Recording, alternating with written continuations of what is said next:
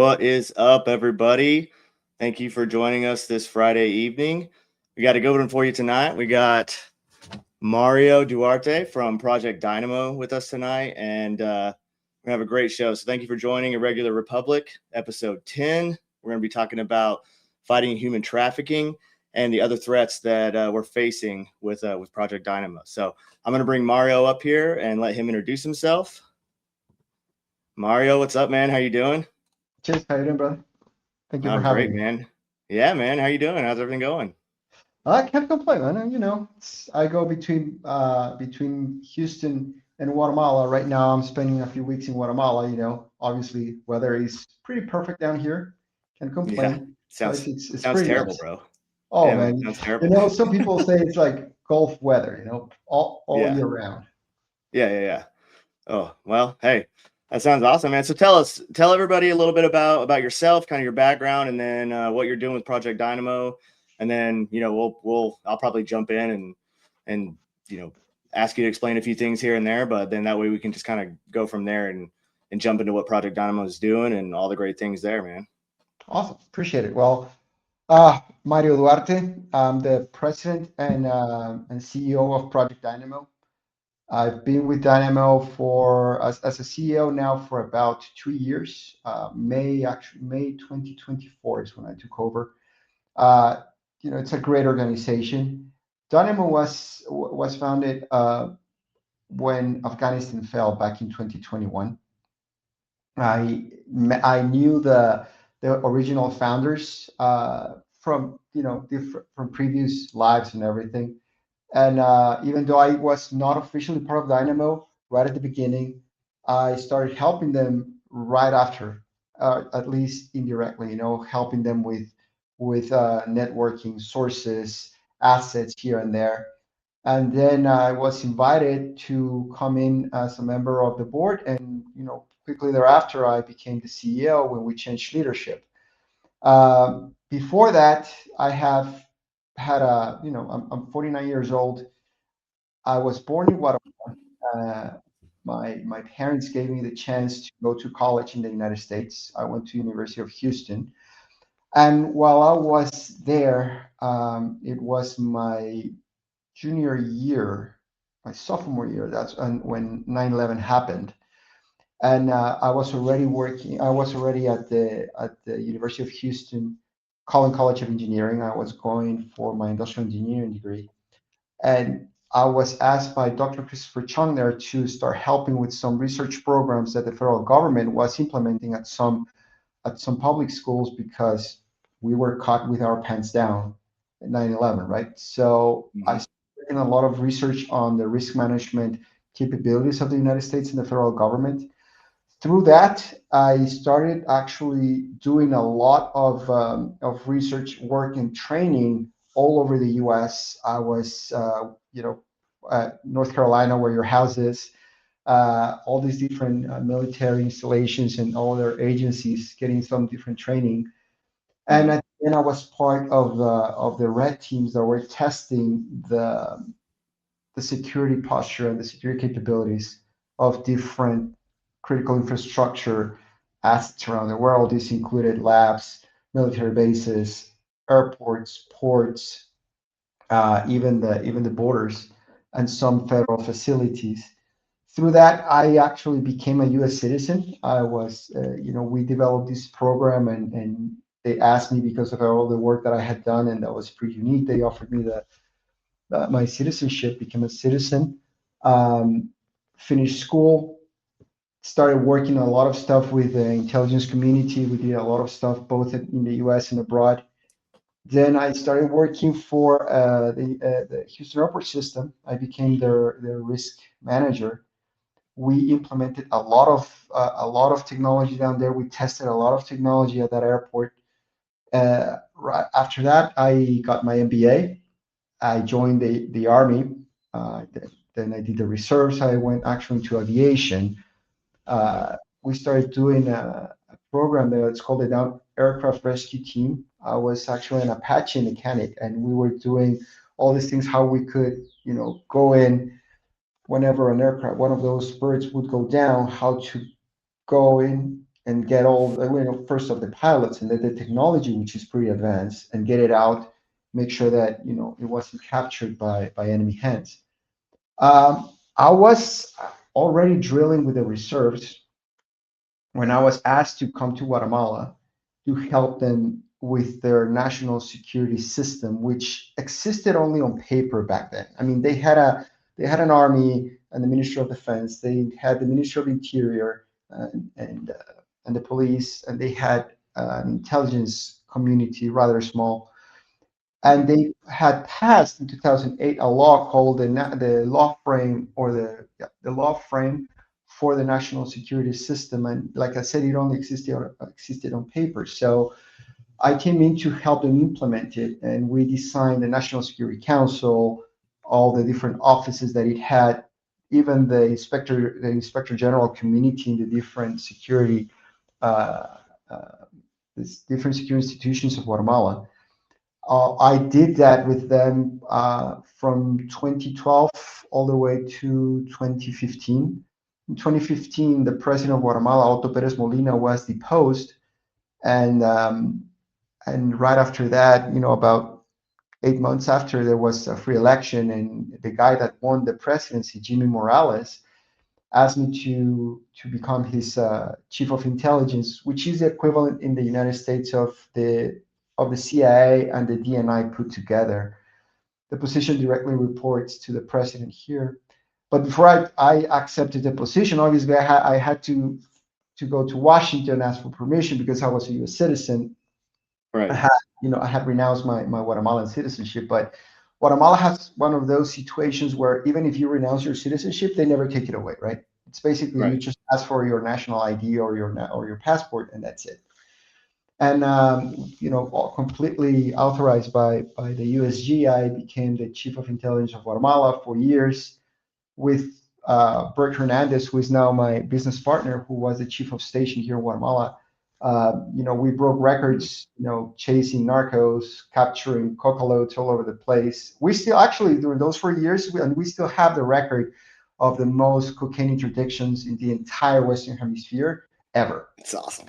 Yeah, man. Yeah, that's We legit. did all sorts of crazy stuff with him. Yeah. Again, I found myself back then in a very interesting place, right? Because Yeah. as a U.S. citizen, former military, actually still for the first year of there, I was still in active reserves. I had a lot of access, right, and clearance Yeah. to see a lot of intelligence that the rest of the Guatemalans didn't have, especially Right. because a lot of that was what we call no foreign, right, not for foreigners, or information Right. for foreigners. And so a lot of people assumed that we had acquired a lot of technology, and it wasn't true. It was just the fact that we had a very good relationship with the intelligence community and Southcom and the Department of Defense back then. And we did a lot of good stuff. And they also gave Guatemala a lot, or we gave Guatemala a lot of capabilities as well, a lot of training. We couldn't give them much of in the sense of equipment, but again, training, leadership, coordination, how to do things with whatever they had, and obviously we would share information or lead a lot of the operations with them, right? Which was actually fun in the sense that I was supposed to be in the office and I was down there with the guys doing Right. shit we're supposed to do, right? Right. Right. Uh, Besides, kicking the shit out of the narcos, we did a lot of stuff as well that had to do with illegal immigration. I was at the border when the first caravan broke through our border with Honduras. I was actually with Sarah Hmm. Carter, who is today the drug czar, the director of the Office of National Drug Policy, or some ONDCP. Yeah. And literally, they almost ran over us. We were going to be trampled by all that mass of people. Dang. Shortly right thereafter, we actually also found the um, the most advanced cocaine processing plant outside of Colombia, down deep down in the ravines and the jungles of Guatemala. Pretty amazing stuff. Had a very low heat signal. It was just our people going through the jungle, whatever, trying to find different things, and we came across that Yeah. stuff. Dang. We did some missions also on the side of human trafficking. Again, Mm-hmm. pretty nasty. And I guess when we get into that, I'll tell you a story of how I really became involved in that counter human trafficking and why it is, in my opinion, so important for Mm-hmm. not only for the United States but for any country. You know, it's pretty devastating what we're allowing to happen, and at some point we have to stop. And the government not always has the capability to do it. So I think the more people, the more Americans that get into it and help, the quicker we're going to be able to get rid of that terrible thing. You know? Right.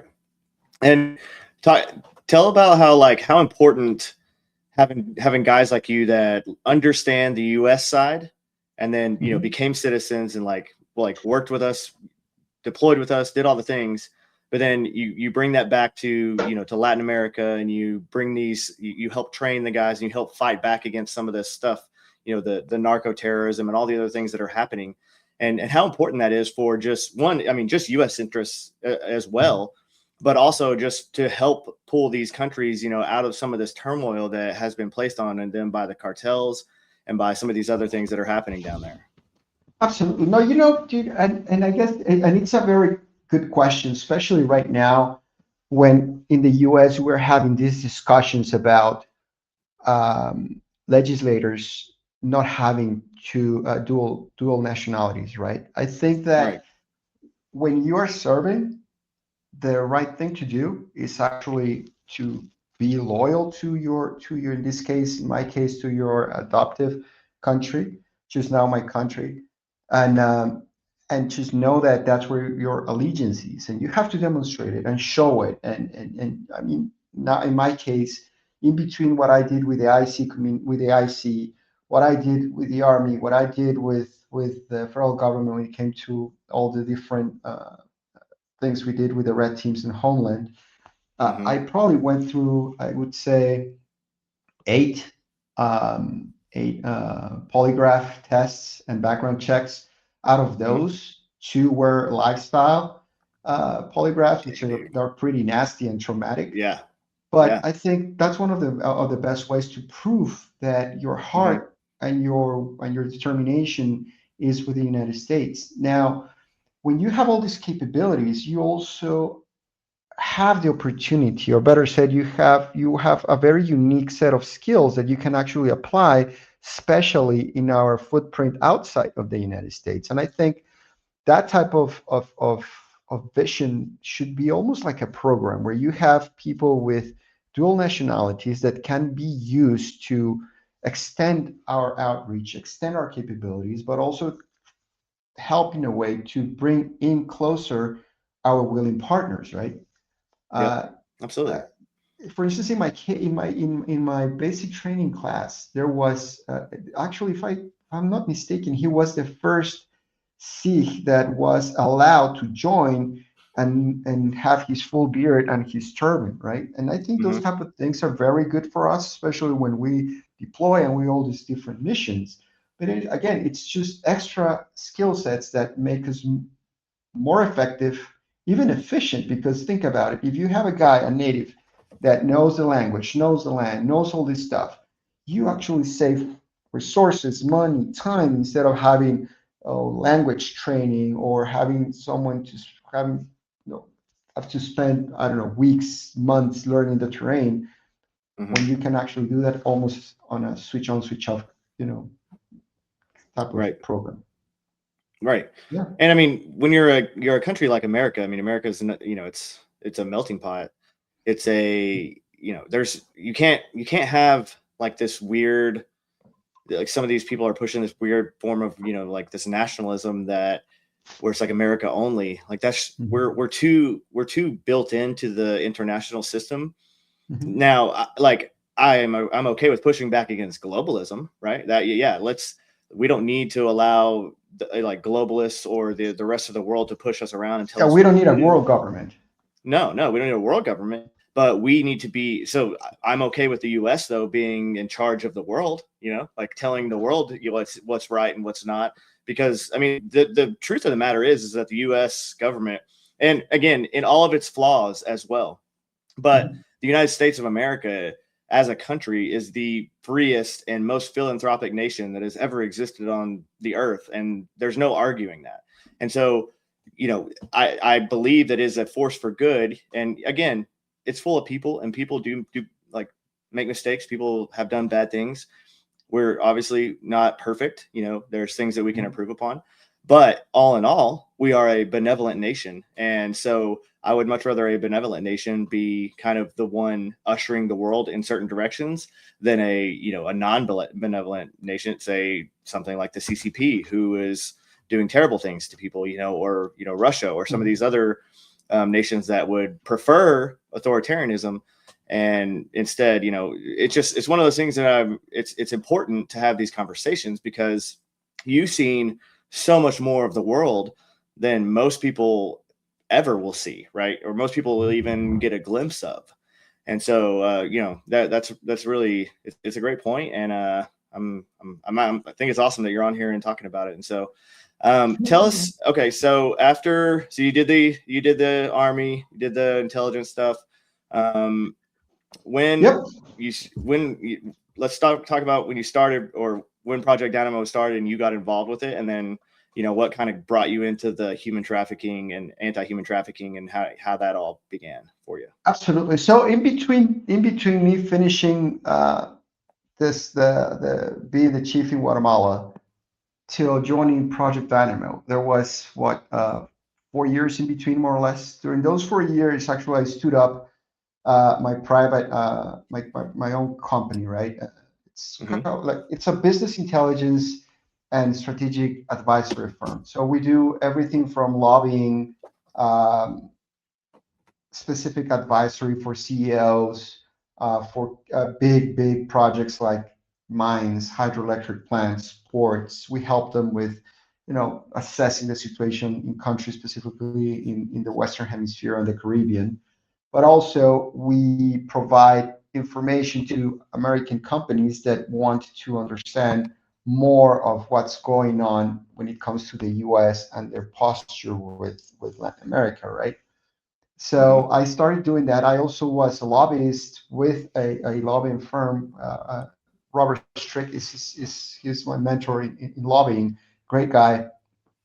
And we were actually doing a specific project for someone in Africa. We were together in Florida when the whole thing at Abiegate happened, right?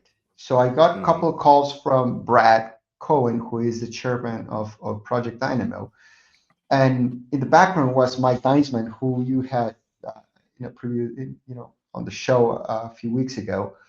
And we were talking about sending people. They were talking about sending people, aircraft. Actually, Robert Strick, we sent an aircraft as well to to Afghanistan, to pull people out and help our brothers over there and all the people that we had left behind. Which, honestly, I still can't believe, or I hope that Secretary Hexet and the DOJ do a proper investigation in that, because the way we left our fellow Americans back there, I'm not talking about the military or the diplomatic corps or anything like that, but the people, especially people like me, dual nationals that were left behind.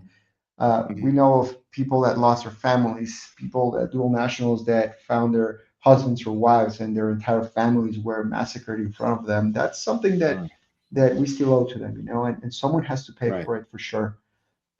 Anyway, I started doing all that stuff. On and off, I was helping Dynamo with the missions they had throughout Latin America and the Caribbean. And then I was called in, and I came in. They asked me to be the CEO.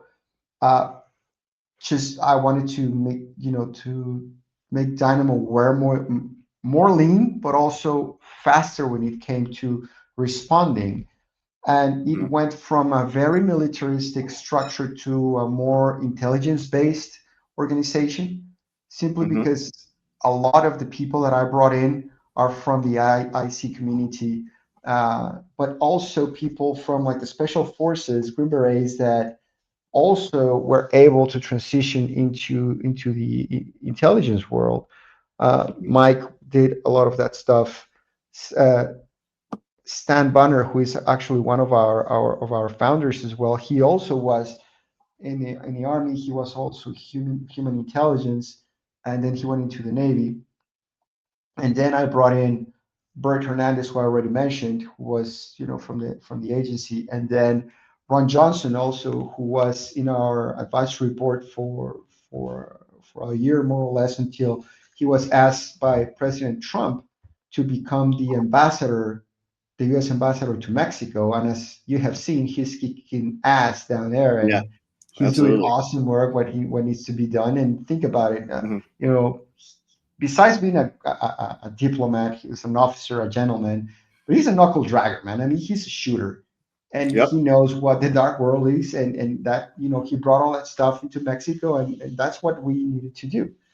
Hmm. Anyway, so that's how Dynamo became, like I said, way more efficient when it came to signals capturing where we're needed.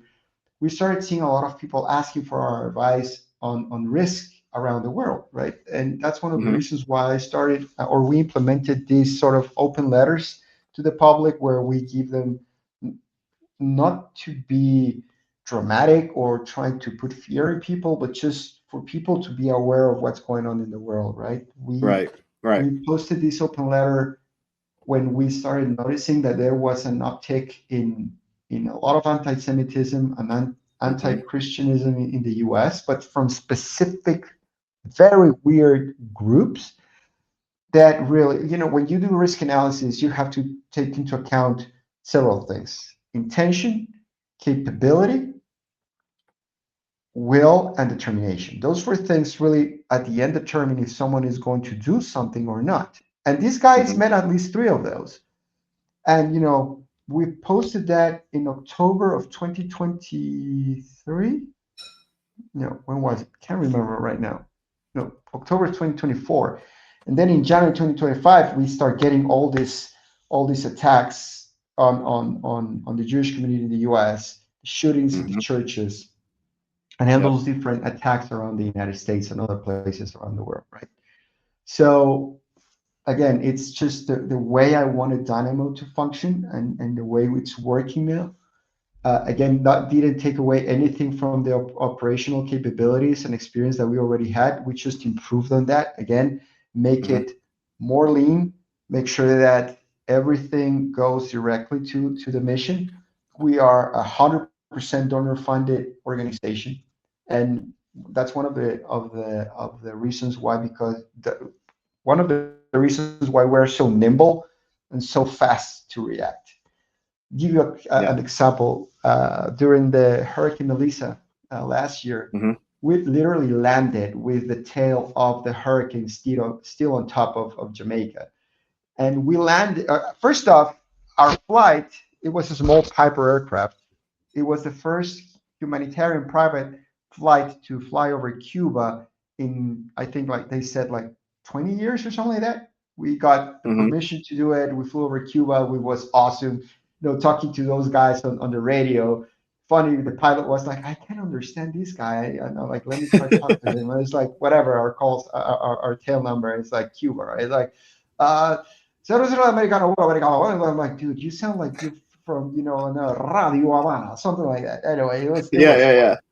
So, but That's awesome.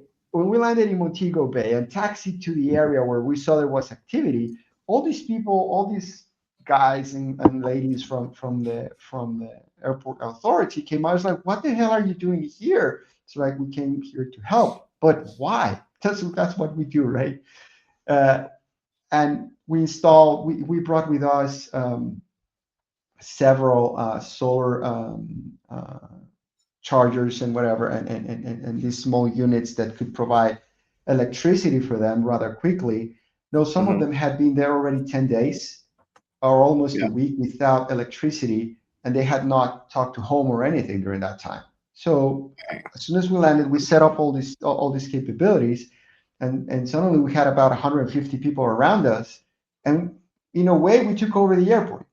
We were the first ones in there. Started helping them. We gave them some juice that they needed for their equipment. We moved out. We already had vehicles ready for us. We went and started collecting Americans, started pulling them into the airplane and flying out. And then we noticed that, okay, if we're gonna be flying in so many times, let's start bringing in some help, right? Let's, medicine, Hmm. equipment, generators, all sorts of stuff. Right. At the end, when the mission finished, we had about probably 100,000 pounds of aid that we delivered to Jamaica. Dang. And yeah, so anyway, so that's kind of like the whole thing with responding quickly and Yeah. just being able to do stuff for other people, right? Yeah. No, I mean, that's being flexible and lean, like you said, like Oh, it's some, I sorry. mean, Yeah, sorry. That's where I was going with being lean yeah, and yeah. flexible. So after a couple of days, the big organizations landed, right? Hmm. I'm going to avoid naming names, just I don't want to get in hot water, but I at hear a you. point they were like, "Hey guys, come here. You need to do this. You need to report with us. Blah blah blah. We need to put you on a schedule." I'm like, "Why? Who are you, first of all?" "Oh, blah blah blah, and this and that, and we Hmm. have the State Department program, so we're lead in country." Huh, really? Watch me. See if you're a lead. And we were already working with the local authorities. We had Right. police working with us. The army unfortunately had to stop working with us and only started working with these guys. But by the time they were able to start moving aid out, we were already on the way to the other side of the island. We were the first ones in the western areas, and Hmm. and pretty much the only ones to be there for almost a month. um, Yeah. we rescued about 15 newborns. That's awesome. We serviced a total probably of 500 Jamaicans that had been injured during the hurricane. Dang. Great mission. We pulled out something like, let me see, remember, like 150 Americans, plus we helped another 500 that were there, but they decided to go to Kingston, and they were able to take commercial flights out there. Again, Dang. being able to do that is because we don't take grants Right. for our operations. That means there is no red tape for us. We can land wherever we want as long as we get permits from the country we go into.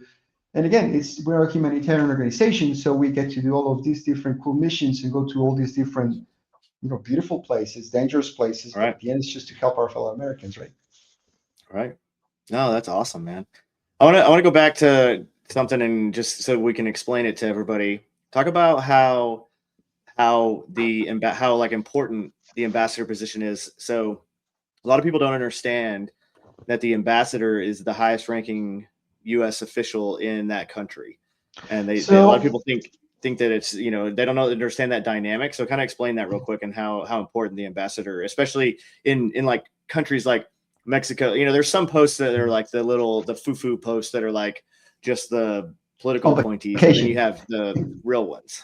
You know what I'm saying? No, absolutely. No, totally. Yeah. No, so the ambassador, the US ambassador in any country, is the official representative of the president of the United States. So it's not necessarily the US government, but the president of the United States. So whatever the ambassador communicates is the voice of the president, right? Even though they have a specific chain of command that goes through the Secretary of State and to Trump, but there are certain ambassadors that are actually they become close to the president, especially in countries that are of special interest to the United States. In this case, Mexico, obviously, with what's going on with the cartels and all those things. Uh, I'm 100% sure that Ron has direct access to POTUS. But so, same thing for ambassadors in other countries that are of importance, right? Again, it's a role that it can be both very diplomatic, especially with countries that are very square along those lines. Think about Europe; they're very square when it comes to diplomatic process and protocols. But then you have other places that are more political in a way and of more political interest to the president of the United States, right? Places where if you keep the let's say the diplomatic ways, it would take you a lot of time to be successful or achieve what you're supposed to achieve. Then the solution to that is the president decides to send an ambassador that can be both a career ambassador or a political appointee, but still they go through the process of being confirmed by the Senate. But again, it's really about the mission that they are supposed to accomplish there. And when it's a political one, they get a little bit more support directly from the president, so they can be a little bit more aggressive in certain things that are of interest to the United States, and also to be more effective in bringing things like assistance or bringing in businesses for investments or vis-a-vis finding ways that both countries can benefit and be good allies, right? So it's very there are very important roles.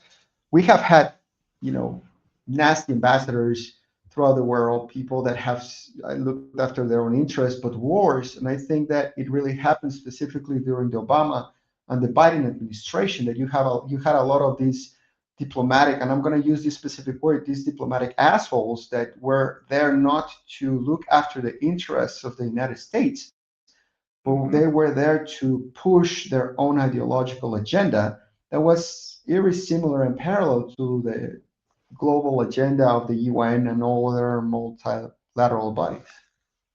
Right. Right. And that's another thing people don't understand. I mean, when you're an ambassador in another country and then you're raising, certain flags that shouldn't necessarily be raised with the American flag on an embassy in a foreign country.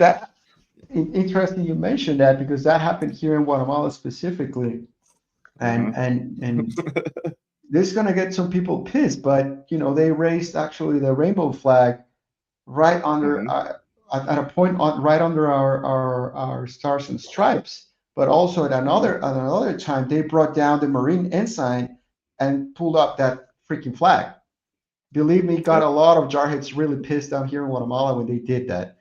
And again, it's an insult in a way. And it's just, again, it was not the official posture or policy of the United States. It was simply the ideology of that specific ambassador or the team at the embassy at that time. And it was not the only embassy where it happened. But the thing is that why don't they do it in Saudi Arabia or in India or in Pakistan? They come and do it in these countries where the ambassadors get to be a little bit more aggressive, but at the same time where the host countries usually allow those things to happen. Right. I mean, that's a great point. Like, why didn't they go do that in one of these other countries that you just mentioned? And it's because it would never fly there. It would not be okay. And they know that. And so it's just one of those things. They're playing political games with a position that's not supposed to be used in that sort of political way. And so, and the ambassadors can push back, right? They could say, well, it's American soil. Yeah, right. It's American soil, but I don't see the same damn flag flying outside State Department at Foggy Bottom. I don't see that flying at Southcom or in front of the White House. So why are you doing it here? Right. So it's they could push back with that stuff, but again, it's how the host country did it. And back then, I was helping Guatemala as their intel chief, and we did complain. President Morales did complain about it, and surprisingly, most of the assistance came from Southcom, from the Marines there. That they saw it as an insult as well. Yeah. No, I mean, I get it for real. Hey guys, real quick, thank you all again for joining. Please like and subscribe if you're on YouTube, trying to build that over there. If you're on X, please repost and like and all the things on there. Try to get this shared a little bit more. Again, if you're just joining us, I have the CEO of Project Dynamo, Mario Duarte, with me, and he's going through some of the awesome things that Project Dynamo is doing, some of the anti-human trafficking things. And then we're going to get into some other really cool stuff too. So thank y'all for joining us. And so Mario, just tell us. Okay, so we went through, kind of what brought you into Project Dynamo, and then the last. Well, that was the first mission you did when you went down into Jamaica. No, actually, the first mission I did was to Israel. We were asked. Okay. Yeah. So Project Dynamo responded to right after October 7th in 2023, right? We pulled Right. out 400 Americans, all this thing. Governor DeSantis helped us with an aircraft and all those things. Mm-hmm. And then the next year, again, when the rockets started flying and hitting Israel, we flew in again, and we were asked to help with some Americans and allies that were in the Judea area and Gaza. Mm-hmm. And of course, kind of the thing is that most of us have seen combat. We've been in very nasty places, so we know how Mm-hmm. to handle ourselves in those areas. But also because we're a humanitarian organization, we Right. we get a pass in a lot of these different places, especially with a lot of restrictions. And we have a very good relationship with Israel as well, both at the personal level and as an organization, because we've been there and we know a lot of business people down there, but also people from the government. And we just we went in there. That was my first mission. We spent there about 3 weeks, pulled about 20 people that time. Then right after that, we had what was it? North Carolina. Mm-hmm. When the Oh hurricane yeah. destroyed that. Hurricane. Yeah. When the floods from all the Yep, dams breaking. exactly. Yeah. Yep, exactly that. Then right after that, we went to Florida. It's just, there was two hurricanes back to back. Went into Florida.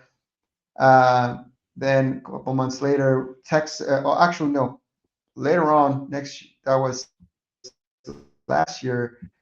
Again, we went again into Israel. We were there Mm-hmm. again probably 4 days right before the 12th day war Right. started. We were in there throughout the entire 12th day and another week or so, pulling again people. That time we pulled again like 300 and something people. This time, instead of an aircraft, unfortunately, we had to drive across both Jordan and Egypt, which again, it's accelerating for people like us, right? It's awesome. It's fun. You Yeah. get to Yeah. Yeah. do all these things. Probably they Right. are not shooting at you, but always with the risk of a rocket landing on Right. your head. So, but again, we had our intelligence processes, and we travel with a lot of capabilities, obviously making sure that we can remain nimble and mobile, but Mm-hmm. cell phones and tablets and everything, and we have all these alert systems, making sure that also along the routes we're planning where we could go into a bunker if needed. We had to do it Right. 3 times throughout the days we were there. Um, I was actually they pointed one of I remember the Uzis, but the Egyptian version. I Yeah. Yeah. Yeah. was so we walked into Egypt, and the guys there, we already had a relationship with the Egyptians, right? And they're very nice people. They're awesome, by the way. And we one Mm-hmm. of well, just listen to this story. So we're there, and one of these guys was new, and he's like, why have you so many stamps here? Why are you coming back and forth? What are you doing? And are you official? You look official. I think you're official. I'm like, no, we're not official. We are a humanitarian organization from the United States. All these people are Americans, and we need to get Mm-hmm. them out. You know what's going on in there, blah blah blah. All these things start. Something happened. Some lady dropped something, and someone started yelling next to me with my group. This guy gets nervous, and suddenly the next thing I know, this guy is pointing his submachine gun and puts it on my chest. And I'm like, I'm about to put that stuff up your nose if you don't take it away. The thing is that Yep. he was just nervous, and then Right. he was apologizing, and he even asked to be our private escort for the rest of the trips. And he became a very good friend of ours. We spent at the end like 4 days with him, but on and off, the hours that we were across and whatever. But the type of stuff that happens, and Mm-hmm. surprisingly, a lot in every single country we've been to, I have never encountered any type of official animosity towards the United States or Americans. That doesn't mean it doesn't exist. The simple Right. fact is that we have been blessed and lucky not to encounter those type of people, and they've been very helpful. I always thank and try to leave them something, like one of our shirts or our patches or Right. whatever, some sort of memento from us so they can remember us, and they are very appreciative of it. And they are our friends on Instagram or on Facebook or on TikTok. And so again, it's this type of network that we have learned to develop, right? And you guys, Green Berets, are exactly that. You guys are soldier Yep. diplomats, and that's the type of skills we look after for the volunteers that work with us. And again, it's both rewarding and it's exciting, and it also in a way helps veterans to feel that they can still do a lot for their countrymen, and do Yeah. stuff that it's obviously fun and that they are very good at. And so we take everyone that wants to help when they have time, and if they have availability for volunteer work, of course, the more the merrier. I might have to hit you up, man. I might. Let's see. Get No, pulling hell up yeah, here. man, come along. It's gonna be fun. No, but it's kind of, I feel the same way. I mean, we went all over. I mean, obviously, like when I was in Iraq or when I was in Afghanistan, freedom of movement is a little different there. You don't. We rolled heavy there. We're not really rolling. Of course, we kind of rolled heavy when we were in Africa as well, but at the same time, some of the like with the little areas that we were living in Africa, we would go into, I mean, we were armed, but we weren't necessarily armed with long guns. We would have pistols on us, but we would go into town all the time, and we're hanging out with the populace. We're going into stores. We're doing all the things. I picked up French decently. I can't speak it anymore, but when I was there, I could, and as long as they didn't throw too much Hausa in there, I could get along pretty well. And so, it is fun. You get out and you realize like there's this whole other world out there, and for the most part, like they don't see a ton of Americans. So when they do, they're like, oh, this is actually kind of cool. Like, they don't see it. It's fun to interact with definitely different cultures too, that you wouldn't necessarily ever think that you would interact with. So, I mean, I don't know how much time you've spent in Africa, but I did some time there. some, It's in yeah, the Djibouti area. yeah, Again, I cannot talk much about it, but it's one of those places that you wish could see the light and invest more yeah, in their own development. But my eyes right yeah, now, all that damn place is hell, man. I mean, it's yeah. It's nasty. just, yeah, it's hard. And I don't know what the solution is, but I get what you're saying. uh, I honestly, I don't know, man. I don't know. It's one of those things that better not to get too deep into, because you can hurt a few a few Yeah, weak hearts yeah, anyway. yeah. But yeah. We were in Niger. We were in Niger, and we actually, my team Hmm. was one of the teams that trained that, or well, we trained the Bicos, which was led by the guy that ended up later. I mean, this is years after we had left and weren't there anymore, but it was a guy that ended up like, I don't know if he was successful, but either tried a coup or was part of the coup that happened there not too long ago. But Okay. I mean, that happens all the time over there. Like one of our interpreters that was one of the interpreters that we had been in, like he had to flee for a while, and then he was able to come back a few years later because he was part of a coup like before that. So it's just like one of those things. It's just like a normal thing over there, but it's just kind of crazy.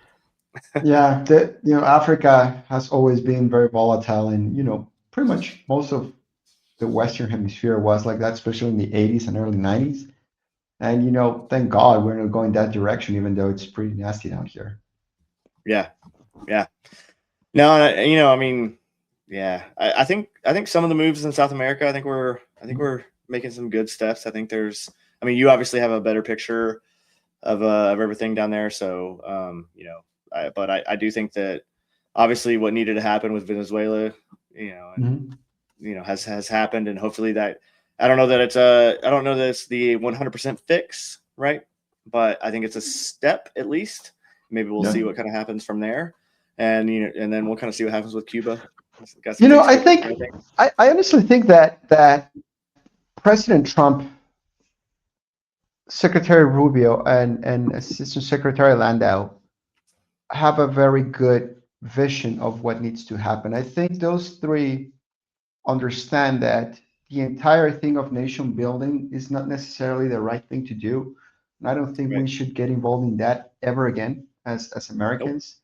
Nope. However, we are good at enticing people into doing the right thing for their own, right? And I think that's what Yeah. we're doing with Delcy Rodriguez, that she needs to see the light that, hey, we got you by the hair, so might as well start doing what's right for your people. And it's Right. just a matter of kind of, who was it that said it? Was it Teddy Roosevelt or Monroe, the stick and carrot foreign policy approach? Hey, there is this, but I have this big stick as well, right? Oh, yes. Yeah. So Yeah. Yeah. just Yeah. Yeah. No, it's like, so yeah, here's the honey, but, I'd rather you take the honey, but also if you don't, here's the big stick. exactly. And honestly, that foreign policy, it's not 100% effective all the time. Obviously, there's going to be some intricacies, some nuances that you have to deal with, but it's better than the alternative, which is either nation building, which obviously doesn't work. Like, not every country wants to be exactly like the United States. They want, maybe they want to do some things like the way that we do, which is fine, right? Like let's foster those relationships, and but then kind of like, you don't have to make everyone exactly the same, in from that And standpoint, that we that's were like we're going to give and I think Afghanistan that's the democracy, arrogance. And that's the right? arrogance, honestly, by the arrogance of the Democrats when it comes to foreign policy, Right. that they try to be more diplomatic with host countries or ally nations, but at the same time they try to push down their throat all these bullshit, you know, nation destroying policies like wokeism, leftist ideologies, all these different crap that at Mm-hmm. the end, they start eroding countries, especially conservative countries, because what they do is they empower this small elite group of mediocre people at best that are not successful in business. They're not even real smart. They just get pumped up by all this structure of embassies in different countries, and they get all these different accolades, invented accolades, by the way, not because they wrote the best paper or they invented something. It's just because they see an asset, they see an ideologue, a guy that is someone who is ruthless, willing to sell their mother for their ideology, and that's the Yep. people they start utilizing in these countries and make them leaders, right? So again, Mm-hmm. and I think that's one of the things that we have to dismantle. And definitely the US needs to stop doing that, because we have actually fostered some of the worst people that end up becoming enemies of the United States. And believe it or not, some of these people from different countries, including from Guatemala, are hiding now in the US, are real anti American people. We have Mm-hmm. given green cards to some of them. Some of them had relationships and even helped and aided and abetted narcos. But worst of all, also were part of the entire network that brought a lot of the illegal immigration during the first Trump administration. I'm talking about deep state that was inside State Department that worked with these people, and Right. then Right. through the government, through the administration of President Biden. Again, Right. so we have created our own enemies. So Mm-hmm. they called it, local implementing partners. That's what State Department calls them. Oh, these are the best. These are the most trusted sources. And suddenly they are the ones right now, you know, calling the United States the empire, the evil empire, the big prostitute, the dark Rome, all these different things, right? And the worst part was that we created our own enemies that can really damage us at some point, specifically because they have very deep networks and sometimes with a lot of money that comes from the UN, meaning also from us, but Right. from NGOs like Soros and other institutions like that. Yeah. So you made a great point about like what Trump, and then more importantly what Secretary Rubio and the plan that they kind of have for South America, Central Mhm. America, and how they're bringing that into the fold. Kind of explain that for everybody, and you understand all the dynamics down there a lot better. Explain that for the regular American who doesn't really understand the culture, that doesn't understand the different governments, and then how they're trying to get them to work together. Just like, again, we don't have to go like all the way deep dive, but just like a broad stroke of like, this is what they're Mhm. trying to do, and Okay. how Venezuela fits into that, and Cuba and all that. So first up, let me say something really, really quickly and in short. I mean, people that saw what or lived what we did in Iraq and Afghanistan understand that nation building doesn't work. Unlike what you said, Chase, not everyone wants to be like the United States. But more important, our way of life doesn't necessarily fit in every other place that we go to or where we operate or we have had operations in, right? It's Right. just we're not compatible in that way, especially places like Iraq and Afghanistan. There was no reason for us to try to force our way of lives upon them. Mm. And it's kind of like the same with Venezuela. And again, that's why I think Secretary Rubio, Assistant Secretary Landau, and obviously under the leadership of Trump, they know that they don't want to nation build Venezuela. Venezuela is a very, very particular country. You have to remember that back in the 90s, before Chavez took over, and that's another example of how we train our own enemies. Right. Venezuela was a first world country. I mean, Hmm. top of the world in medical tourism, plastic surgery, a booming economy. They had like a very big TV and movie production industry already, novellas for the entire world, tourism, everything. They had everything, gold coming out, oil coming out, Yep. everything was coming out of Venezuela. And suddenly, what happens, like that saying that it's pretty cliche, good times brew bad people kind of thing.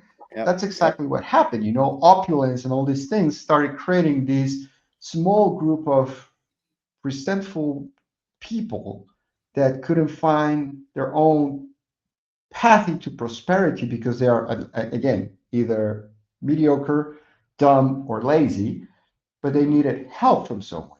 And, obviously, Chavez, being a military guy, actually, he was trained by us, the US, here in Guatemala, of all places. That's where he Of course. learned. No, true. That's where he Mhm. learned the entire thing of civil affairs and hearts and minds and all these different things that we use when it comes to getting close to society, right? Mhm. He brought it to Venezuela, implemented it, became the leader he became, took over Venezuela, destroyed it completely. And what happened is that, and it's pretty, it's a very standardized book that the left follows. I'm not saying a book per se, but it's a recipe. So they create this sort of color revolution, right? The oppressed people, the poor people that never had a chance to excel because of the oligarchs or because of the of cannibalistic capitalism in the country, whatever floats in the country where they start this, right? Mhm. And then you create all these new elite of, like I said, mediocre people at best that have been pumped up by the international community. They become leaders. They don't know what the hell they're doing. They're bad at what they do. They start destroying institutions because they put Yep. very stupid people in charge. And then what they do to keep control of the people, they start handing them money and Mhm. giving them everything they need to live. So they basically create this new strata of people that are lazy. They don't have to go to work. They can stay at home, taking sun, out in the porch smoking, playing video games, whatever. They are just out there doing nothing, but they get a monthly paycheck, a Mhm. monthly card to go to the market and the store to get their supplies for the week or the month.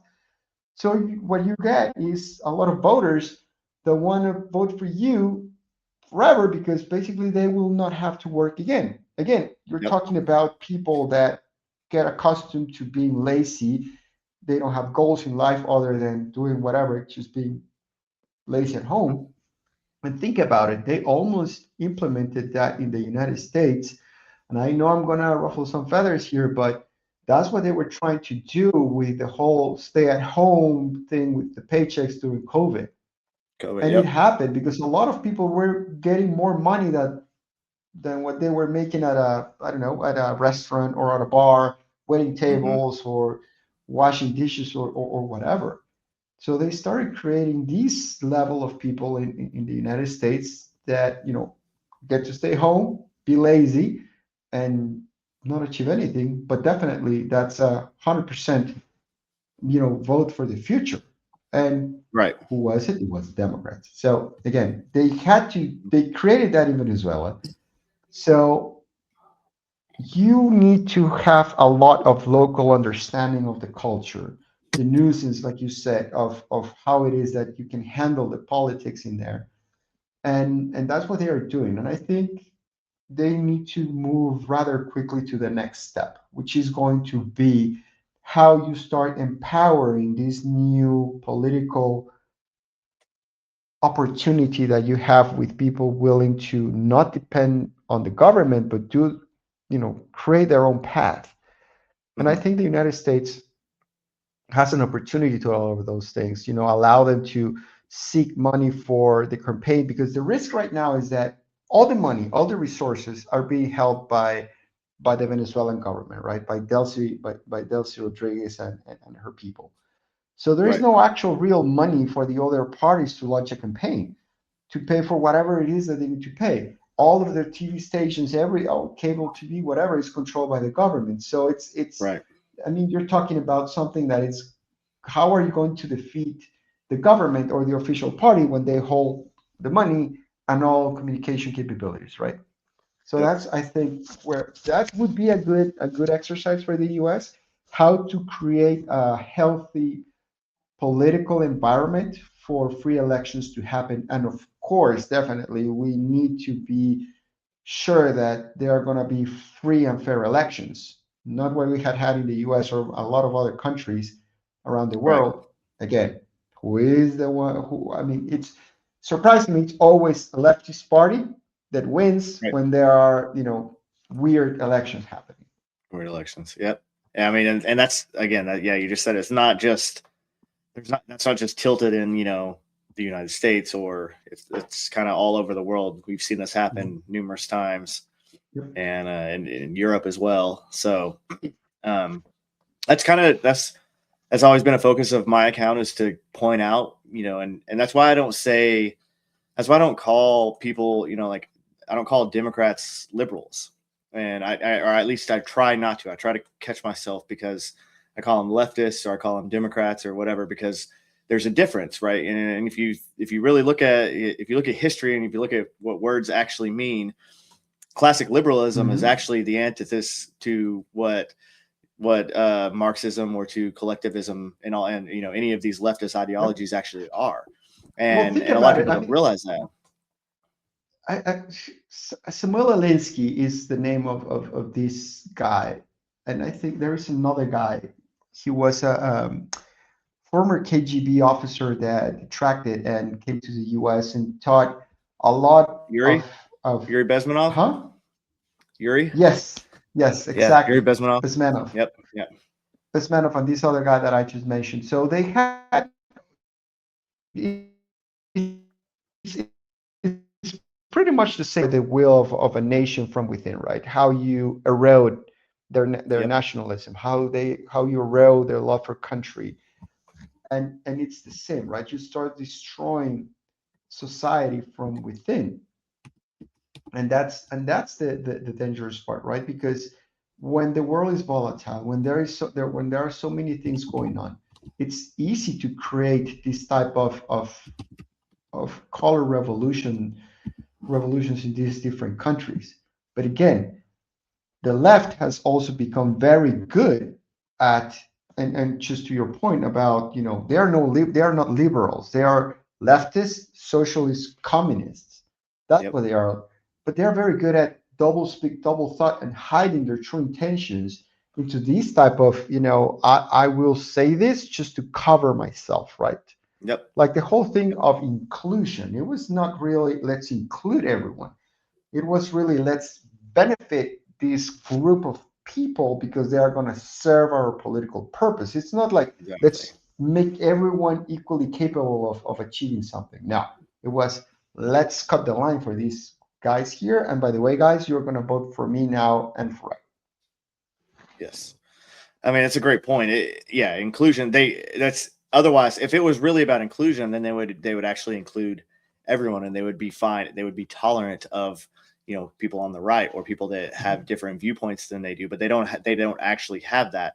It's the opposite. They exclude you for that, or they call you a name, or they tell you that you're this or that because of the views that you have, which is not inclusion. So the left has, I mean, for over 100 years now, and you can go back through Europe, you can go into Central America, South America, and look at the different where it's traveled there as well, and you can see that it's always the same. It's always the same playbook. It just tweaks a little bit based on the culture, based on the people. I mean, Italian fascism was a little bit different than German fascism. The communists in different parts of Europe were different than the communists in Soviet Russia. It's just people try to have this black and white description of what is a fascist, or what is a communist, or what is this. And that's why I also try to point out, like, they're just collectivists, guys. Like, that's where you need to really just call them. They're just collectivists. Collectivism, it puts the collective above the individual. And if you look at it that way, then it becomes real clear, right?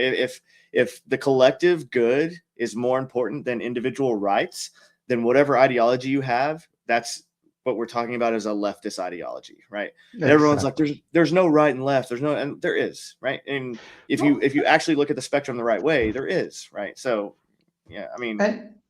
And in a way, think about it. Even their own ideology doesn't sustain logic, and it's contradictory in their own design, right? In its own design, because let's say the collective good, but it's better for everyone. So let's think about the whole instead of the individual. But then they try to focus on the individual to push down the throat their entire, LGBT plus 30 colors and flavors of Baskin Robbins, right? So again, they have all these dichotomies in their own ideology, which is what makes them very dangerous.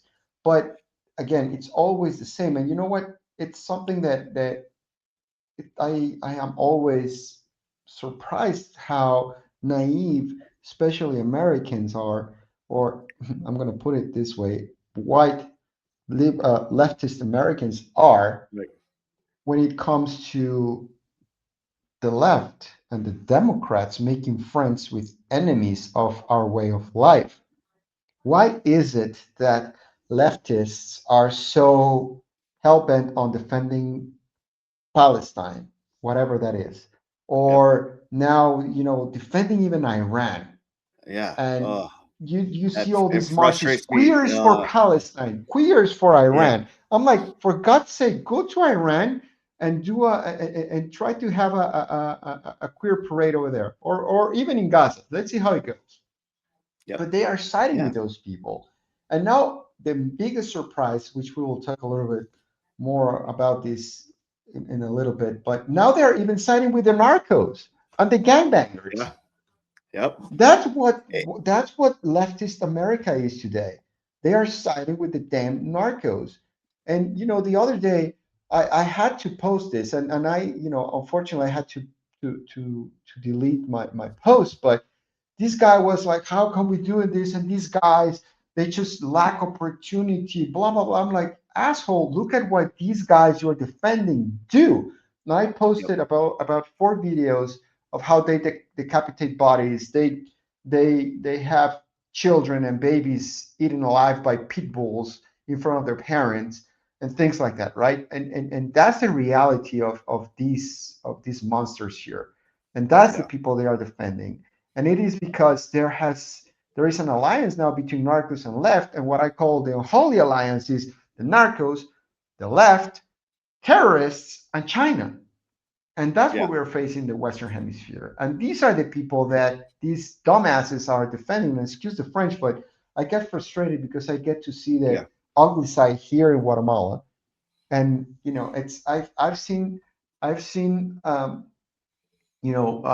of interest, or that direct links with Islamic terrorist organizations coming through Guatemala. Something that was of leaked.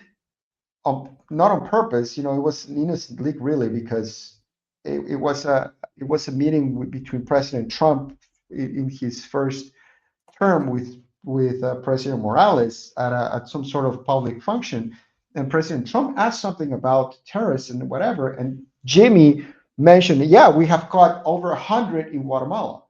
And it became a mess because he was not supposed to say it, because that Yeah. was a program that we were running with the Guatemalans and with other intelligence services from the world. But anyway, it No one became knew. public. Yeah. But you should have seen the the the blitz that the leftist media structure in the US and across Latin America started, that it was a lie, that's not true, blah, blah, blah. Hmm. Time, Hmm. time went Yep. by, and now time has proven us right, right? We have all Oh these yeah. I mean, guys, and we have all these signals inside the country that there are terrorist cells waiting to strike. So again, and we yeah. side with them and we protect them. And why? I mean, they are enemies of our way of life. I mean, Hezbollah. I mean, Hezbollah was helping Maduro in Venezuela as well, Yeah. and that's well documented now, and it's well established fact, which is a very big deal. Like that is a known Iranian proxy terror group Mhm. operating in in our side of the world Yep. with with kind of impunity, honestly. I mean, like especially in how Maduro had kind of set up Venezuela as his own little drug cartel as well, with the Venezuelan army working all that too, is just insane to me that most people don't even understand too. That's why, like, people were like, why are we even going and get him? And I'm like, well, because he was essentially a drug cartel leader. Like that's what he turned the country into. I mean, when you have the Venezuelan military loading up ships full of drugs, I feel Mhm. like that makes that the president of that country a cartel leader, Of So course. For sure. And you know what, you just to your point, you're right. You have Iran and the Iranian Revolutionary Guard with Hezbollah training people. Actually, Hezbollah was involved in training a lot of the members of Tren de Aragua that they brought out of jail. They trained them and then they sent them up yep, to the United States. I mean, yep, if you see how they operate, how they take over buildings and apartment buildings here in the U.S. It's from the military perspective, is they're very good at it, yep, surprisingly good, and that's the people that we allow to go into the United States. And I'm going to say something that is going to, I hopefully, get a lot of people mad.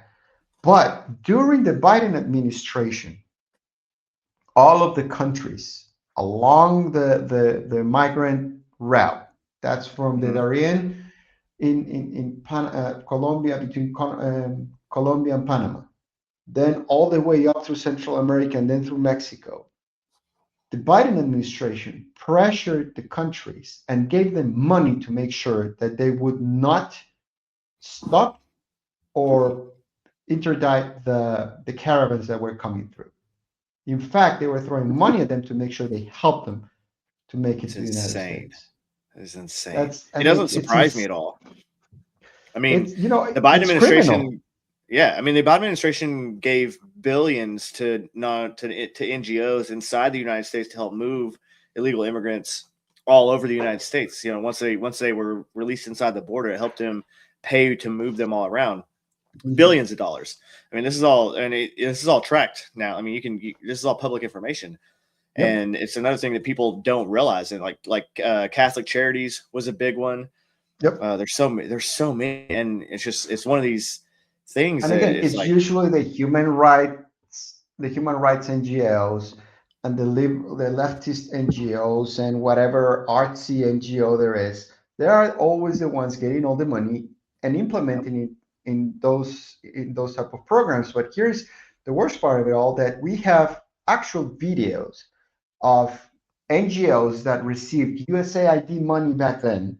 I'm talking about hundreds of thousands of dollars, and you mm-hmm, would see these guys with their little vests with their whatever NGO name was on it, and handing bags of cash to cartel members, and they would be in charge of distributing it through inside the caravan to the different people in there. mm, They also had bags of chips of phones, and there's actually a recording of one of those guys who happened to be an American telling all these people, make sure you don't get caught with the phone chips. swallow them or destroy them or something. Make sure you don't get caught with them.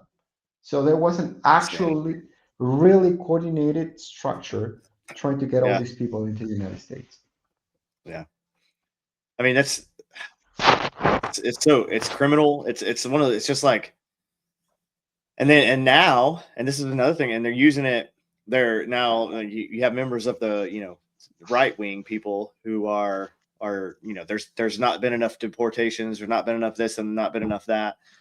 But all the while, who's combating Trump this whole time? Like who's bringing up court cases? Who's every step of the way, stopping it? So it's the judges that have been in place by the same administrations. It's the same Democratic people, Democrat senators, Democrat House representatives that were a part of this whole initiative from the get-go. They're the ones fighting this. And we knew that, me and you, right? Like the people like us and people, that have a brain at all, knew that they were going to fight back and knew that it wasn't going to be just as easy as, hey, we're just going to deport all these people that came here illegally because that's the right thing to do, right? And but it's how do we effectively explain to everybody that the process is happening, right? A lot of people have left voluntarily because of Trump's policies, and they are deporting. They're starting with the violent criminals first, which is, let's common sense, right? I think that's pretty important, and we're kind of moving from there, but it is happening. I just, how do you get it across to these people that like this is happening? It's just not everything happens at the speed of light like you want it to. And as an immigrant, and some people have called me so many different things that I'm a traitor to my kind. When I'm what kind are you talking about? I'm an American first of all. Well, I'm a Texan by trade. Right. So, and I like it. Me too. and the thing is that you get to understand that when you immigrate, you are there to absorb the culture and become an American because that's where you want to go. It's the American dream. You want to become like them. You want to have the same opportunities that the ones that are born there get.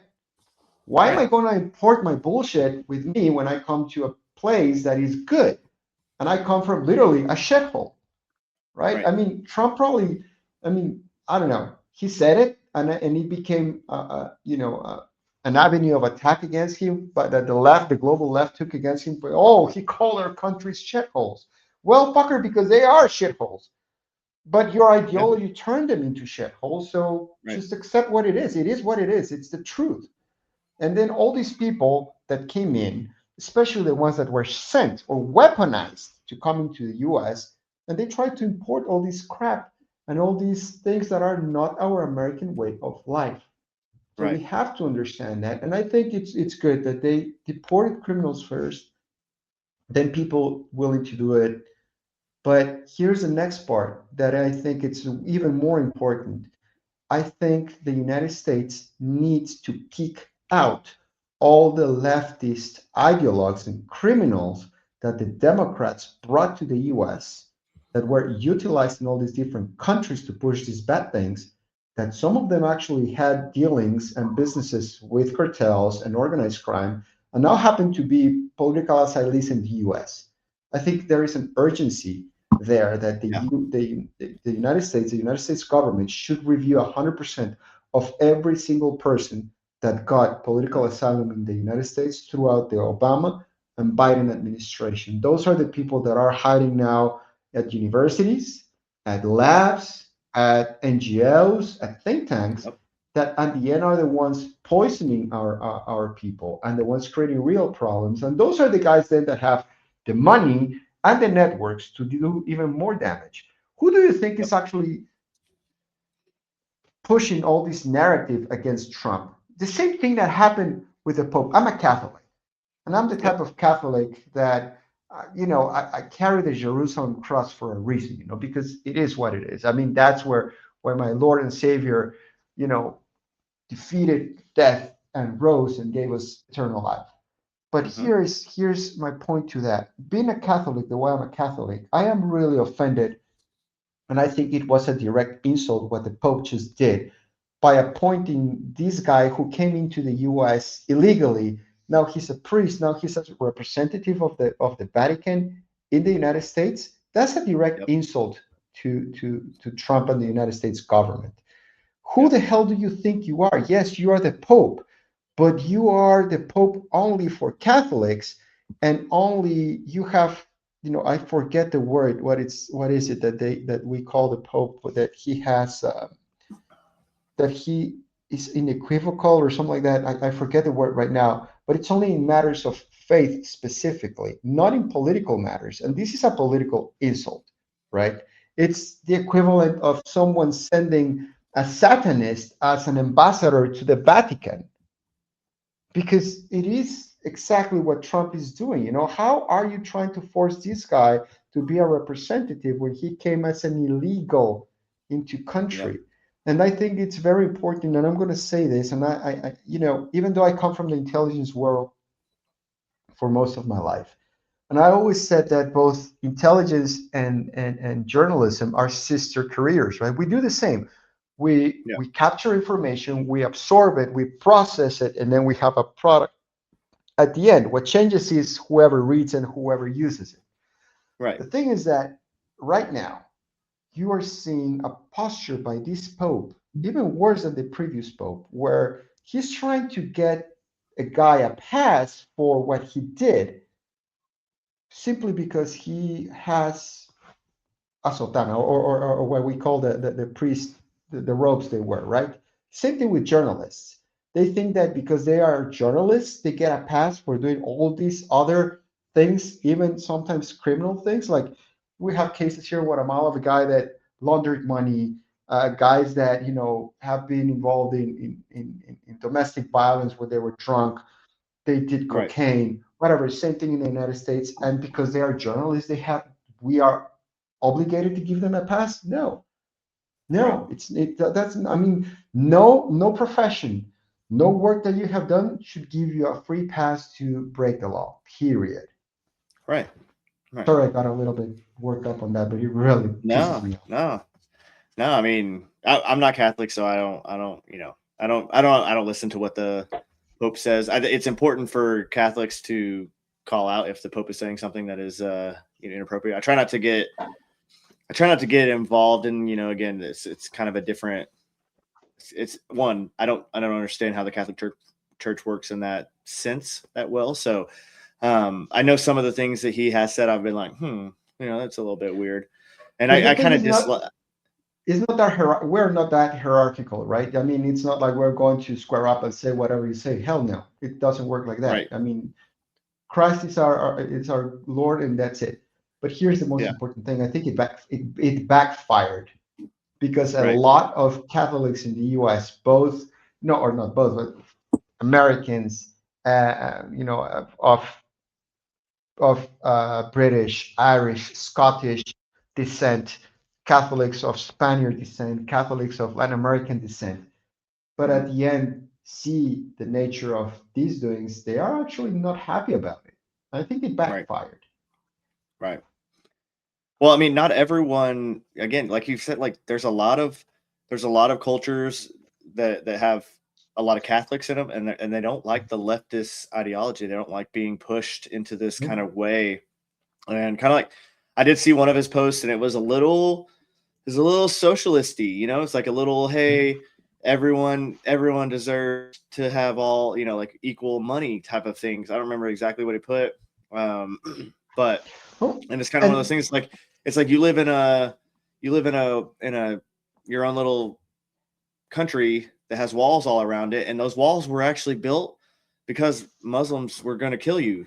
So like mhm. like maybe yes, you know I understand the views of Christianity that we are, turn the other cheek, all these other things, but at the same time, there's also the other side of Christianity that's like, we're not gonna just allow people to walk over us and kill us either. Like, there's a fine balance of this.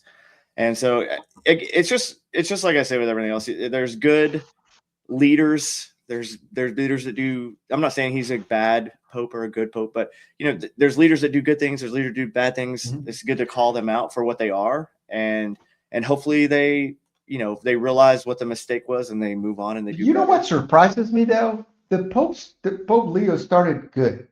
He was, I think in a regular objective path, which is where he should stay. But he didn't become this politically oriented until this guy, I forget his first name, Axelrod, who was with Obama, Yeah. Yep. visited Vatican and had this weird meeting with him that they tried to deny, but it happened because he showed up in the schedule or whatever, in the public schedule, whatever. That's actually the inflection point where he went nuts and started going to the left and against Trump. You know what worries Right. me? That he's compromised. And the left is actually utilizing him because he is compromised. That Right. means that we should look into that as Catholics, why he's acting like that, especially after that meeting with that political imperative from the left. Right. So Yeah. it's worrisome. Mm. There's a lot. And I've had discussions on this on multiple other shows, with Gary over at Paramount Tactical and with, so many other guys. And we're trying to, there's no, again, without someone looking into all the finances and all the things, right. Without, basically the government would have to look into these things and make sure what's going on, which I think they are doing to some extent. We have the indictments from the SPLC. We have some of that happening, and I think we're going to see a lot more of it coming soon. But I think we have multiple modes. I think we do have people that are captured, that are compromised, right? That one way or another, whether it's through compensation, whether it's through coercion, or whether it's through just ideological Blackmail. capture, right? Yeah, blackmail from coercion, any of those ways. And then some of it, though, I think some of it is audience capture. I think some of these people see that if they post this, they get 1,000 times more likes and they get 1,000 times more engagements, and then that makes them more money. And and then these people repost them, and all these other people repost them, and it makes them feel good about it, and they keep doing the same thing. And we've seen this kind of growth of this movement, since October 7th, 2023. And I've seen it dramatically grow on X. And I mean, I remember back on X, my account wasn't big back then. Back then I was just arguing. Like, I literally just had an X account just to argue with people. That's pretty much all I did. It's fun, right? Yeah. I mean, it was my catharsis for the, having to deal with the world. I would just get on X and be like, well, you're an idiot, blah, blah, blah, whatever. And just go on and argue. And there was very, very little anti-Semitism. There was all the left talking point, and there was the crazed Trump derangement syndrome still. There was all of the left stuff from COVID, right? We had all that they got ran. We had, all the crazy stuff from that. And we had all the troon, what I call it, because you have to be careful what you say, because we're on YouTube, which I don't actually care about YouTube that much. It's not, X is my main platform, and X doesn't care what we say, but the troon ideology that, with the school stuff that we've seen, these damaged people going into these schools and shooting up, Christian children and all that. We had all that, but we didn't have this massive anti-Semitism, this massive anti-Jew hate that we're seeing now. That is just it's just everywhere. Like, I never had to combat the anti-Semitism stuff, especially not from the right. Like, occasionally there was some weirdo from the left. There was those weird accounts. Like, there was always Stu Peters, who was an idiot who always has hated Jews. There's always those few accounts that were like Nick Fuentes has for a long time been that way. But it was never it's not even mainstream what I would say now, but it's a much more prevalent issue on social media today. And it's insane to see these propaganda pushes, and it's exactly what it is. And for me and you, we see that and we're like, oh, this is not organic. This is not exactly real. It's not based on actual history, and I know they're lying. So so this is obviously propaganda. And then you just see all these people pushing all these same things, and what gets me is the way that propaganda has evolved to where, which is to say it actually hasn't. I mean, they do the same things that the Nazis used to do. The Nazis used to put a bunch of pictures of, people, of just random people sometimes, and they'd put like their names under them, and then they'd say they put like what they were, and they'd be like, these are all evil Jewish people that are trying to ruin our society. And half of them weren't even Jews, right? But they would just like do that. And we're seeing the same thing happen today. And I'm like, guys, that's literally propaganda. That's what that is. And you know what? Something about the propaganda thing. But before I go into the propaganda, if I may, what really surprises me, and sometimes I'm just baffled about it, that even though, and it's again the left, the Democrats that are pushing this anti-Semitic propaganda and psyop throughout the United States and pushing it outwards as well, it still is in the United States one of the biggest groups when it comes to religions that donate to the Democrats are Jewish. Why? I don't that get blows my it. mind too. I don't get it. I don't get it at Weird. all. Some of it's been hijacked, and then some of it is they just use again. So like, I think that some of these Jewish people are not, they're not practicing, they're not practicing Judaism, and they, I don't know, but like being a capo is not going to help you in the long run, right? Like they found that out in Germany a long time ago. They found that out in France. They found it out in the Soviet Union. The Jewish, the Jewish members of the higher levels of the Soviet Union under Stalin, that they lasted through the Polish Inquisition, kind of, if you want to call it that. But after the Poles were kind of dealt with, and that enemy was dealt with, then the next enemy was the Jews, and then it all got cycled through. And so it's like, guys, why would you donate to these people that ultimately hate you and will use you in the end as an enemy? And I'm going to bring back this topic, but ideology, especially for the left, they get in bed with some very strange and weird and dangerous groups. Like, that this is actual, this is a whole process, but it is known now that we call it in Latin America net centers. In the US, most people call them bot farms, right? But there is a difference. Bot farms are automated. Net centers are actual people with 10, 15, 20 accounts posting the same stuff in different versions with their different accounts, right? Surprisingly, we found out, and well, not we, but in general, let's call it the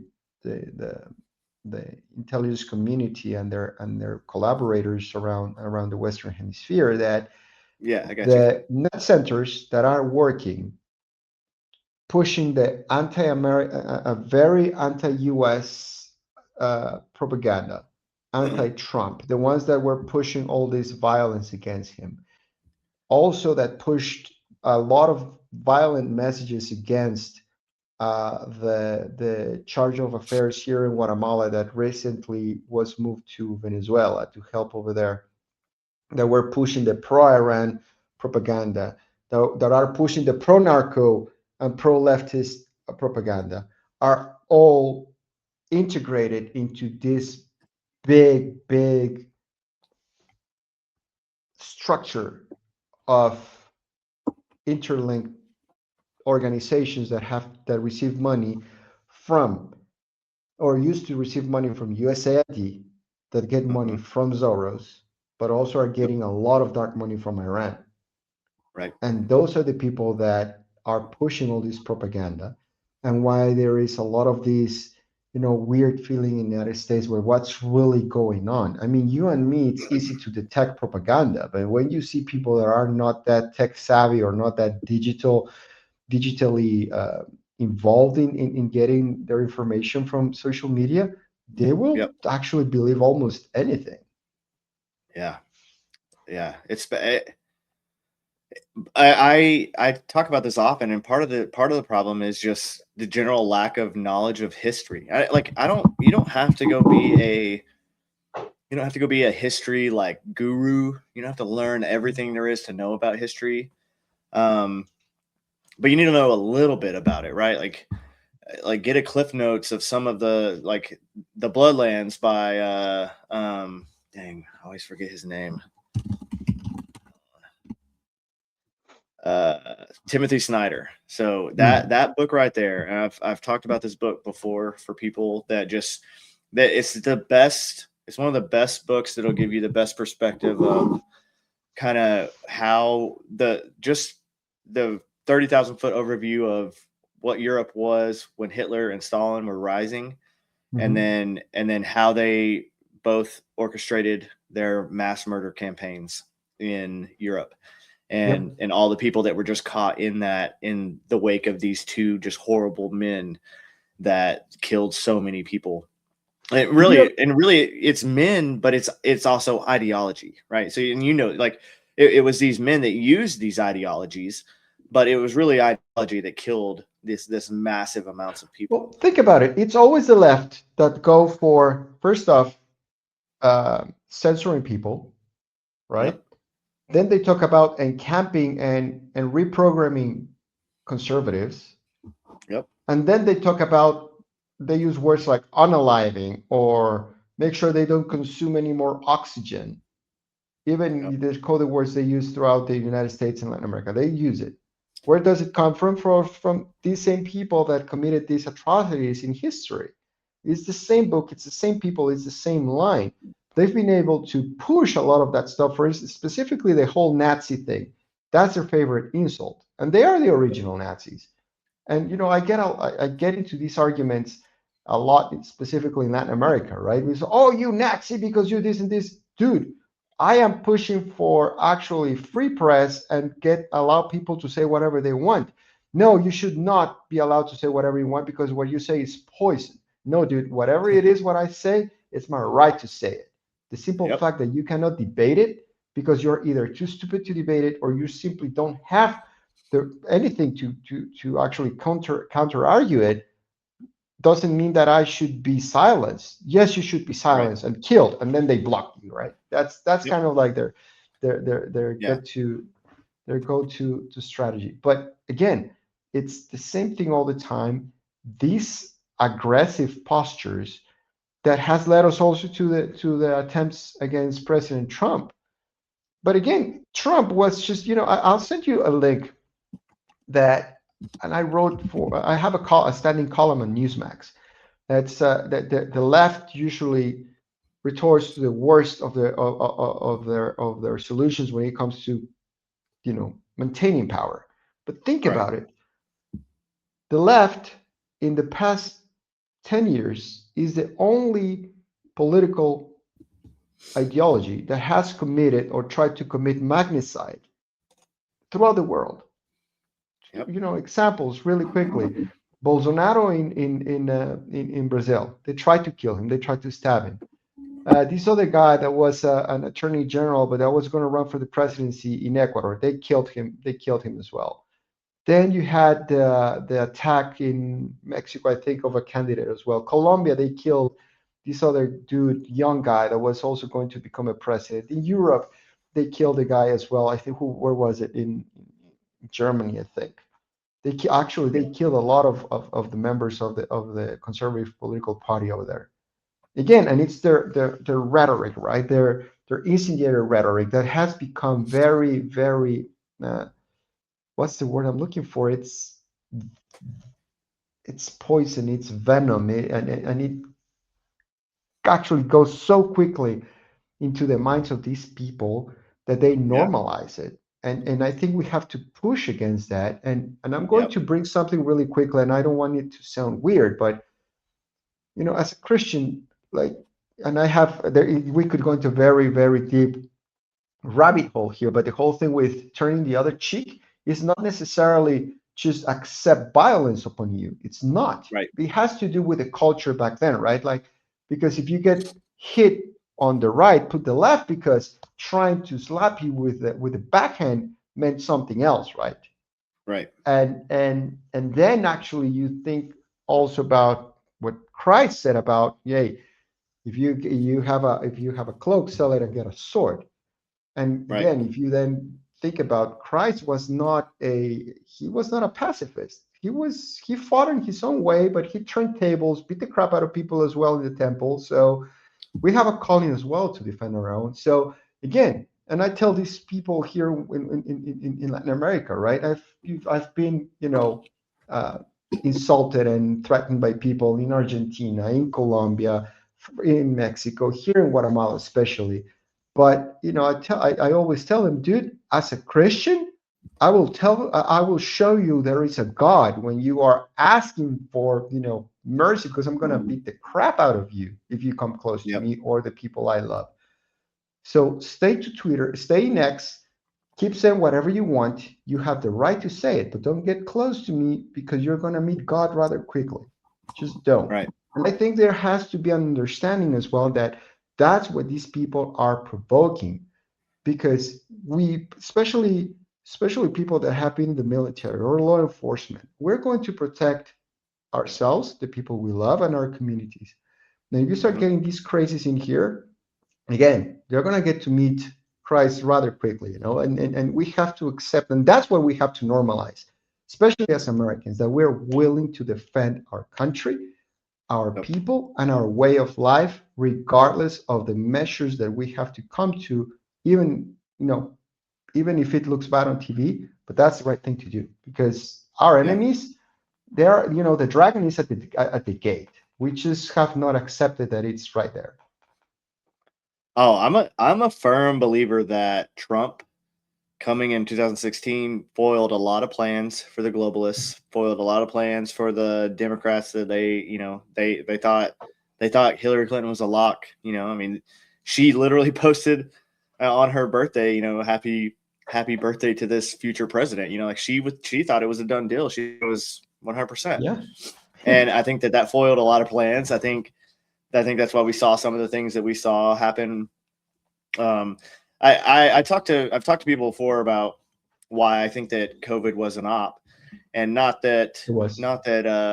every single aspect of COVID was an op, but the way that the media and the way that it was used and the way that Democratic governors, especially once certain decisions by Trump were made, which those decisions, which I criticized Trump for in the time, were made because he was getting information from people inside of his cabinet and people that he had trusted that were, obviously what we found out to be not to be trusted agents. And then the media and then these Democratic governors, these Democratic lawmakers pushed into these other directions. I mean, now we're seeing, they have reports now that Ilhan Omar's brother got tons of money from the PPP program from COVID. So like all this was her husband, you mean? Yeah, her husband brother. Yeah, her husband brother. So I mean, we're seeing. I think we're going to see a lot more information coming out. I know we have. I know we have a lot of these investigative journalists. Mhm. They're doing great work. You have Cam Hibby, you have Nick Shirley. Some of these guys going in and they're finding the initial breadcrumbs and they're putting them out, and then the federal government is able to come in and kind of, because a lot of people don't understand that just bureaucracies, they suck, right? The federal government sucks. The federal government ruins a lot of things that it touches. I used to have a saying that like the Army made everything that could be fun like not fun, and that was the same way in SF. Like, right, like, oh, you think God, jumping out of an better. airplane, right? Like you think jumping out of an airplane is fun? Well, guess what? The Army is going to make it not fun because they're going to make it terrible. It's going to be the worst experience that you ever have because you're going to like get in all this super uncomfortable equipment. It's going to take forever. Then you're gonna have to be all uncomfortable in it forever, and then you got to wait for this dude to come by and like check you, and then it's just like this whole thing, and then it's gonna be hot. You're just gonna be sweating, and then you got to pee. You can't go pee because now you have all this stuff on. Like it's just the whole drill. Like it's just a whole thing, right? I had this instructor, and some stuff that had to do with asymmetric warfare, but it's like I'm going to give you 4 hours of misery before you get 5 minutes of fun. I'm like, oh God, I know what that is. Yeah. Yeah. It was horrible. Yep. But still, I It's would the do it way, again. man. Yeah, no, for sure. But so, like I said, these getting some of this going, getting some of this jump started by civilians, by people that are just willing to go do this stuff on their own. and it's working, and I think it's gonna help. And I think it also, I've talked about it every show. People are gonna be like, why do you talk about this every show? I talk about letters of marque. I talk about the changes. You probably know about the changes that happened in '08 when all the stuff with Blackwater happened, and kind of how the sweeping changes that changed the private military contracts, and how we can no longer be offensive when we're in another country. If you're a civilian, right? If you're an American civilian in another country, you have to be defensive only. And letters of marque give teeth back to American citizens to kind of fight back against some of our enemies. And I think that that's important. And I really hope that we start looking at all these problems, and not from this perspective that I think the I think federal it's Senator government has Lee, to. the one pushing that, right? Yeah, Mike Lee. Yeah, he's pushing Good, the letters of marque, good. because I hope so, because I we hope are so going to too. extend respect for America again through It, our it civilian force. You know. it's such a big deal. I mean, so right now the U.S. government has a monopoly on all aspects of offensive engagements, which includes, I mean, any aspect of war or any offensive engagement involving U.S. citizens is 100% owned by the U.S. government, and 100% owned by U.S. government forces. Which, okay, you could say, okay, maybe that's a good. It's not a good thing in the sense that the US government can't respond to every single thing in the world. The world's big, right? There's too much going on. There's too much, like, we just can't have the US government respond to everything. We can't have the US Navy interdict every single boat. There's too many of them. There's I don't know, hundreds of millions of boats, right? What are you going to do? They don't have the manpower, they don't have the capabilities. It's just impractical to even think that it's possible to do that. Same thing with all that, like what's going on in Africa, what's going on in other parts of the world, that U.S. companies could take the brunt of the risk, could take the brunt of the cost, because again, a lot of these, whether they're Because they're contractors, benefiting there as well, right, right? So right, protect right, your investment and right. way of life or Well, way of fortune. how many U.S. companies that are operating in some of these countries would pay offensive, like if another U.S. company, like a U.S. Private military company, could come in and operate offensively to protect U.S. interests, how many of those companies would pay for that to happen? They don't. So you're not bringing in the U.S. government, and we don't. Why would we need to involve them? Like, within the law, like you're still required to follow U.S. law, right? That you're still required to follow all the Geneva Convention, all the things that you'd be required to follow regardless. Sorry. But Absolutely. that's just one of those things that it makes sense. And it takes the burden from the taxpayer, and it also takes some of the risk away from the U.S. government. Why aren't we doing this? There's so many of these common sense solutions to these dynamic problems that we're seeing in today's world. And it doesn't, and it's not only just for PMCs either. I mean, think about the propaganda problem, right? What about these tech firms? What about intelligence outfits like that you are familiar with, that could interdict some of these foreign ops that are pushing propaganda on U.S. citizens, on U.S. soil? Absolutely, man. I mean, I'm completely in favor of that. Letters of marque or marquee, whatever whatever version you want to use. But I think they're necessary, especially because, I mean, the amount of threat vectors against the U.S. are just growing, and they're growing exponentially.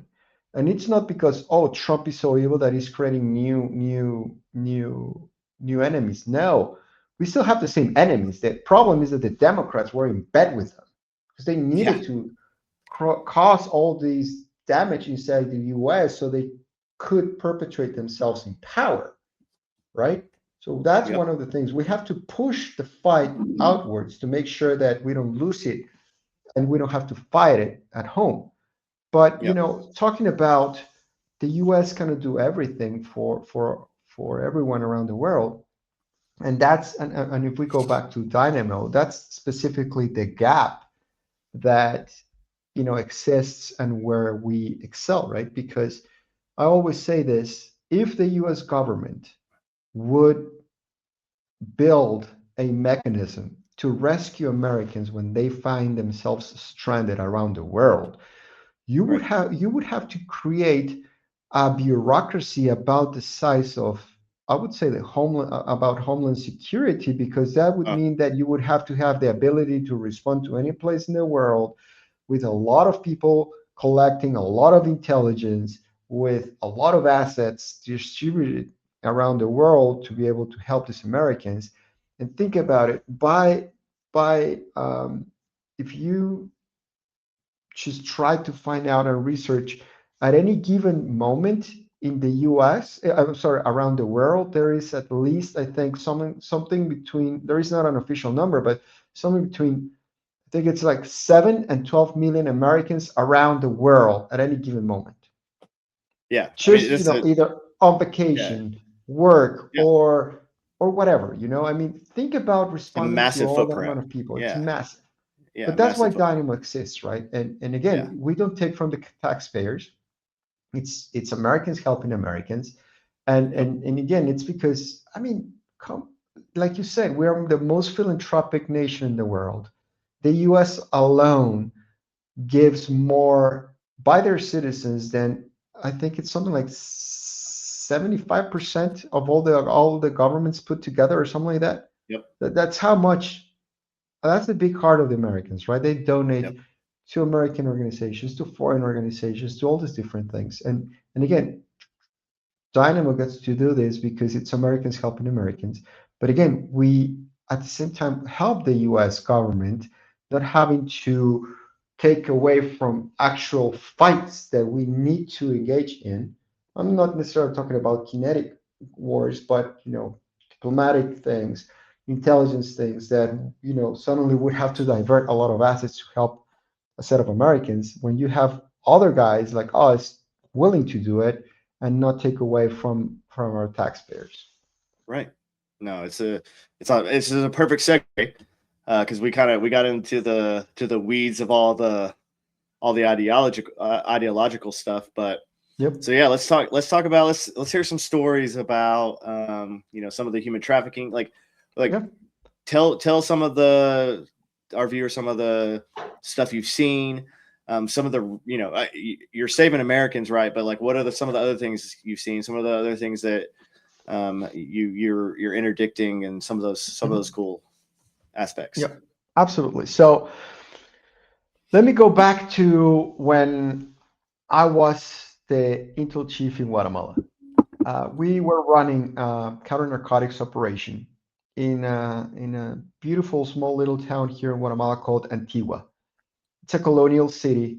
It's protected by UNESCO. It's a beautiful little place. It was the first capital city of Guatemala, but also it was the general captaincy of the new Spanish kingdom during the American conquest, right? Or I'm sorry, the European conquest in the 1400s.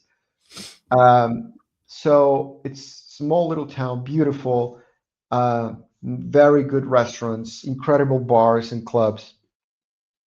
And we were conducting this operation. We were tracking this network of people that were selling very, very high quality cocaine, and it was being sold to tourists and locals and whatever. So, a lot of intelligence was into it. We had local assets, some American assets as well.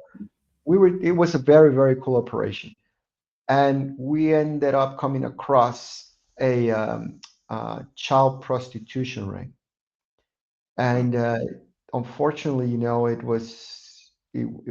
was horrible. It was a very well coordinated and planned system.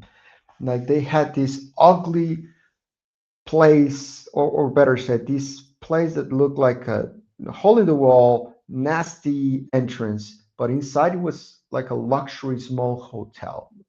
And they would bring indigenous girls and boys, and then people would find a way, and there was a specific process they had, and they would go in, purchase their service and whatever, and do these horrible things to these little kids, right? mm-hmm. uh, People that we found that were actually consuming these were a couple of Americans, Europeans, and Asians. And obviously, it's hard to control the reaction of a sane, normal person when they see this, right? And what these Right. people were doing to these kids. And yeah, they got a little bit of justice, let's call it that, because we were not able to control. First off, we were in an intelligence operation. Yes, there was law enforcement there, but in a very, very protracted way. And people, got a hold of them before the cops could join and protect them and put them in a freaking cruiser and take them out and take them to the city and in jail. And then it became sort of an international uh, incident, right? Because you Right. had these tourists caught in these things, but it was better just to fly them out and bring and make sure that the accusation would fly with them, and put a ban on them so they could never come back. But again, Uh-huh. it's that was my first experience with not only child trafficking at that level, but also with the whole thing of the, the dark web of pedophilia tourism there is in the world, right? I think it's probably the most despicable thing there is in the world. Uh, think about the fact that right now, human and child trafficking is right below drug trafficking when it comes to profit margins, right? And the thing is that Uh-huh. human and child trafficking is a completely circular economy because they actually get to take advantage 100% of the individual they traffic.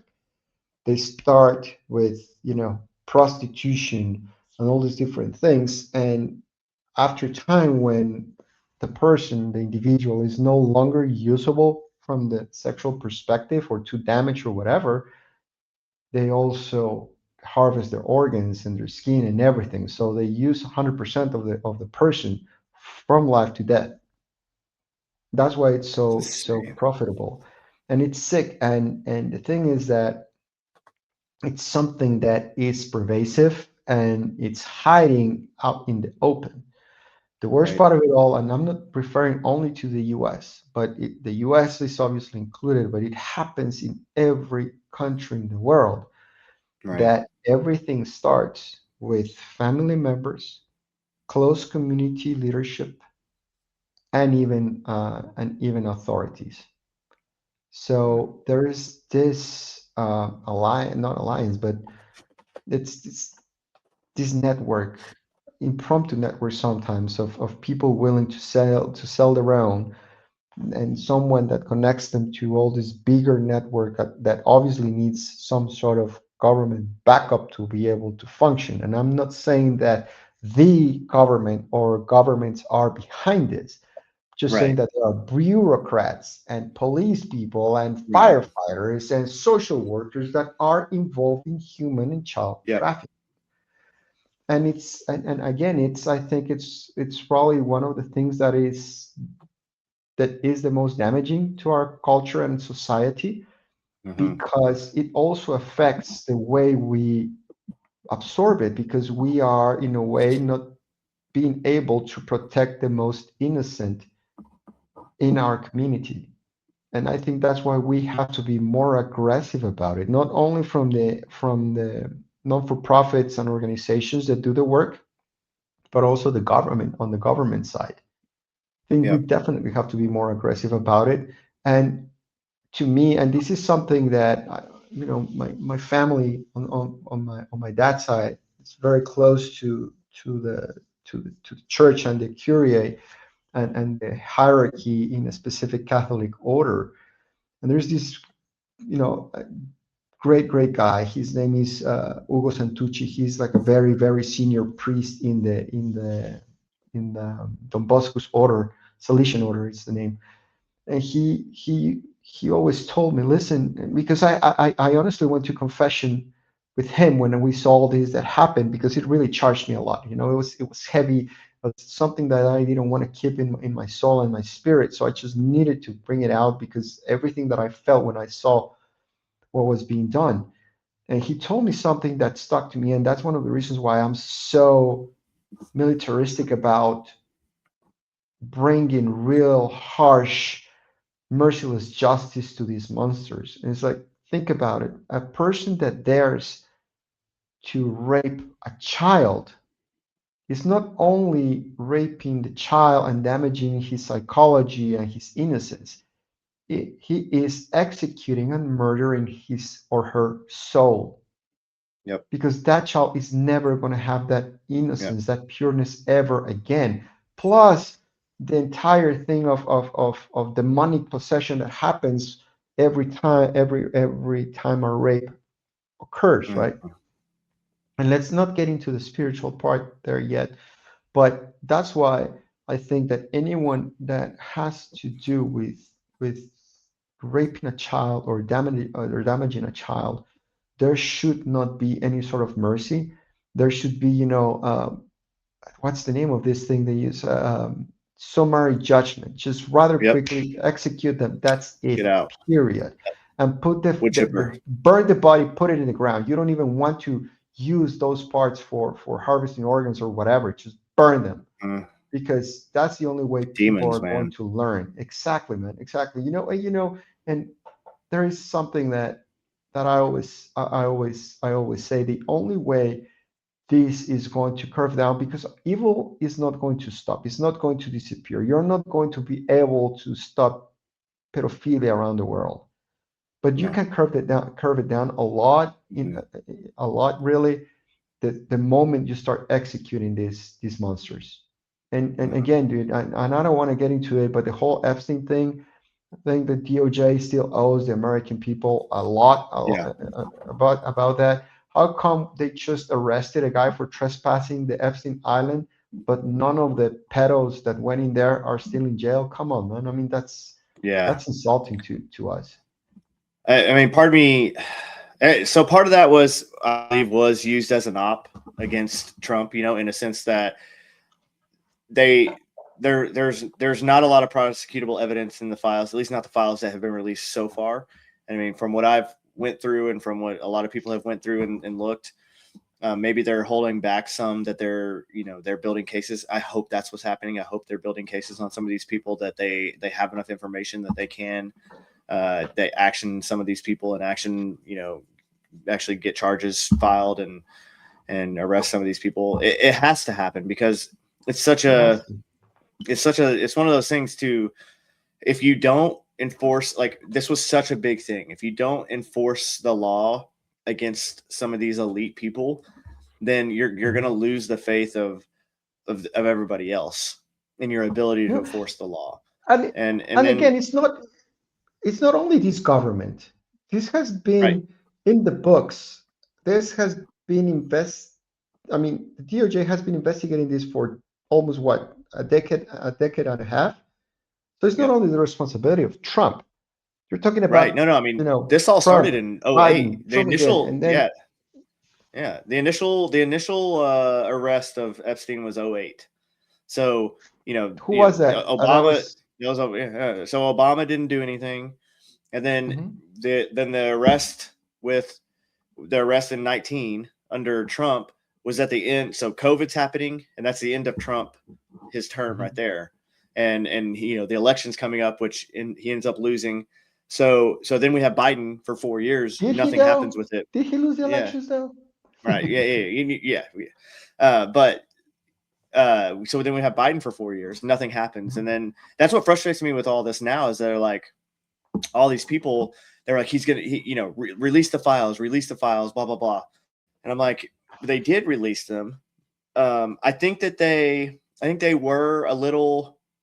Now, Trump didn't run on like the Epstein files being a thing. Like, that wasn't one of his huge policies. He said he was going to try to release, like, he was like, I'm going to release them, because why wouldn't he? He's not, if there was anything on Trump really negative in there, the Oh, Democrats would have it would used have. it against him, Oh, like they would have of used it to burn course. him. They would have burned 50 of their own just to burn him. And that's, that's the truth. And so if there would have been anything in Exactly. there, they would have used it against him. I think what it came down to was everyone just, and another thing too, is people just expect, they go back to the whole, this goes back to the whole what the difference between information and intelligence, and what people don't understand, that intelligence is actually just information that's been analyzed and then put towards, towards, then it becomes intelligence towards whatever mode or aspect that it's going to work towards. They expected this all to be like this perfect little file that's going to tell them exactly who was bad and what all the bad things that they did, so that everyone could be like, oh, this guy was really bad and he did this, and and there's a video, and and that's not what it was, because that's not realistic. And Yeah. though these people, yes, these people were evil, they were also rich, and they also were not all like stupid, right? So they're not just like straight up So they cover incriminating the themselves. tracks. Right, they cover their tracks. They're not going to incriminate themselves on a regular basis. And the few that did, hopefully, again, hopefully those people go to jail, and hopefully there's enough that will come out about it. But I think I did have a question. So with all with the work that you guys are doing with the especially the child trafficking, human trafficking, is it how easy is it working with some of these other governments, as opposed? I've heard that working with the U.S. government in this as an NGO is difficult, right? Is it easier to work with some of these other governments and get some things No, done in like South? in general, it's difficult because obviously you have all these limitations, right? Because we are not law enforcement. There are not so many things that we can do. So Right, where we get into is really a lot of intelligence sharing. We do get a lot of reports into our system, right? So projectdynamo.net, our website, have a specific thing there where you can register and ask for help. And we get a lot of reports from people. Hey, I know because I was trafficked, and this police chief here in such a city, or these firefighters from this specific engine here, and this house here, they are involved in this, or this social worker in this office, and this is from throughout the entire United States. And then I'm like, God, I mean, what do you do with this amount of information?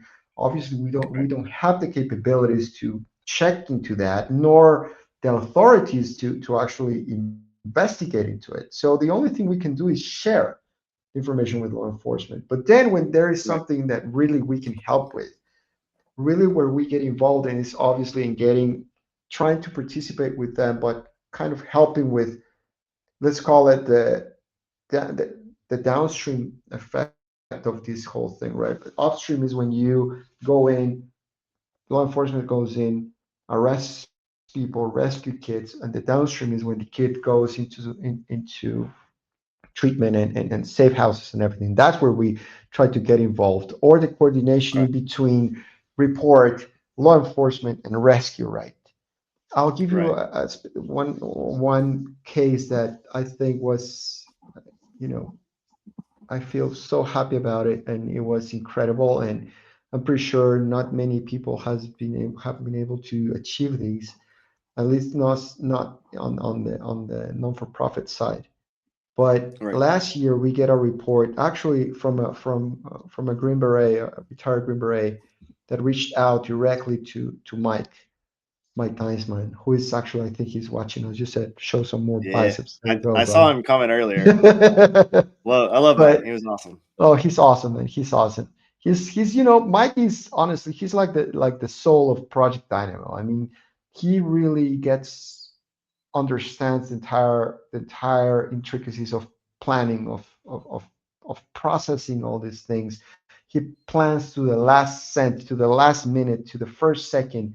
The brain in that guy is scary, but It's he awesome. also has this way with people. His voice is calming, and Hmm. sometimes, especially in the military, right, you get into this way of operating, and when people are stressed, you find this way to calm them down. It's usually just with harshness and a little bit of tough love, whatever. He gets to calm people down by talking and make them go docile. I'm like, dude, you need to handle this group of people, because I'm gonna grab them by the neck and just push them in the bus.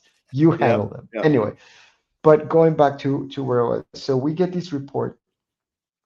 It's this little girl. I think it was out of, I can't remember if it was Memphis I forget the city where it was, but the father reaches out and he's like, my girl, she has been kidnapped by her own mother and she sold her.